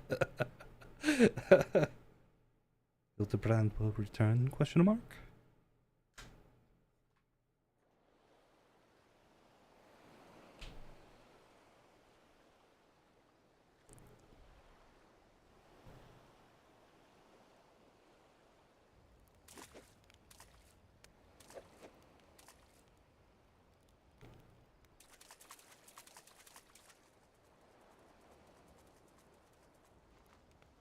Is he training?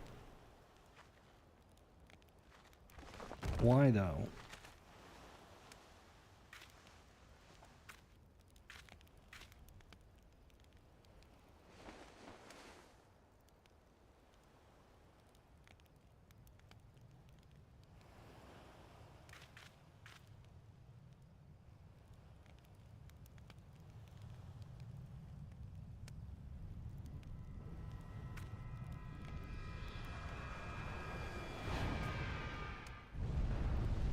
What the hell?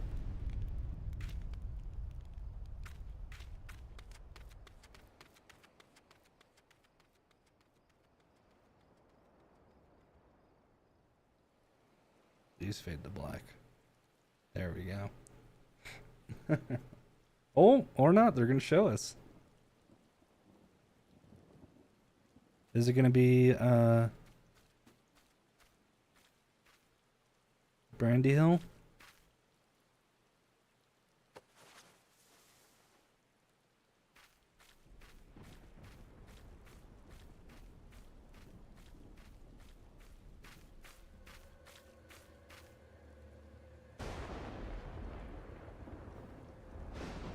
Mm-hmm.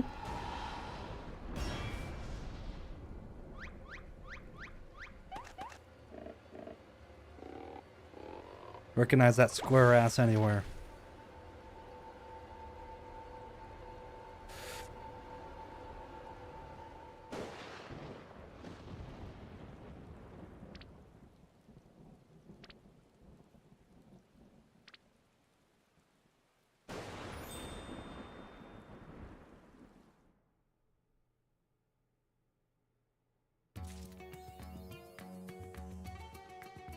Awesome. Well, that's the end of all the Hildibrand quests.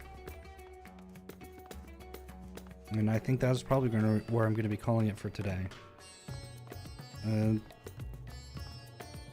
was a pleasure going through it. The quests themselves are just wacky. Really lack a lot of the seriousness that some of the other parts of the game have. I can especially see how this would be kind of the nice, kind of a nice break from all the other stuff going on in patch quests and stuff like that. So, well, if there is going to be any in Dawn Trail, I'll be doing them when they come out. So look forward to that in the future. Well, that is it for me. Have a great evening.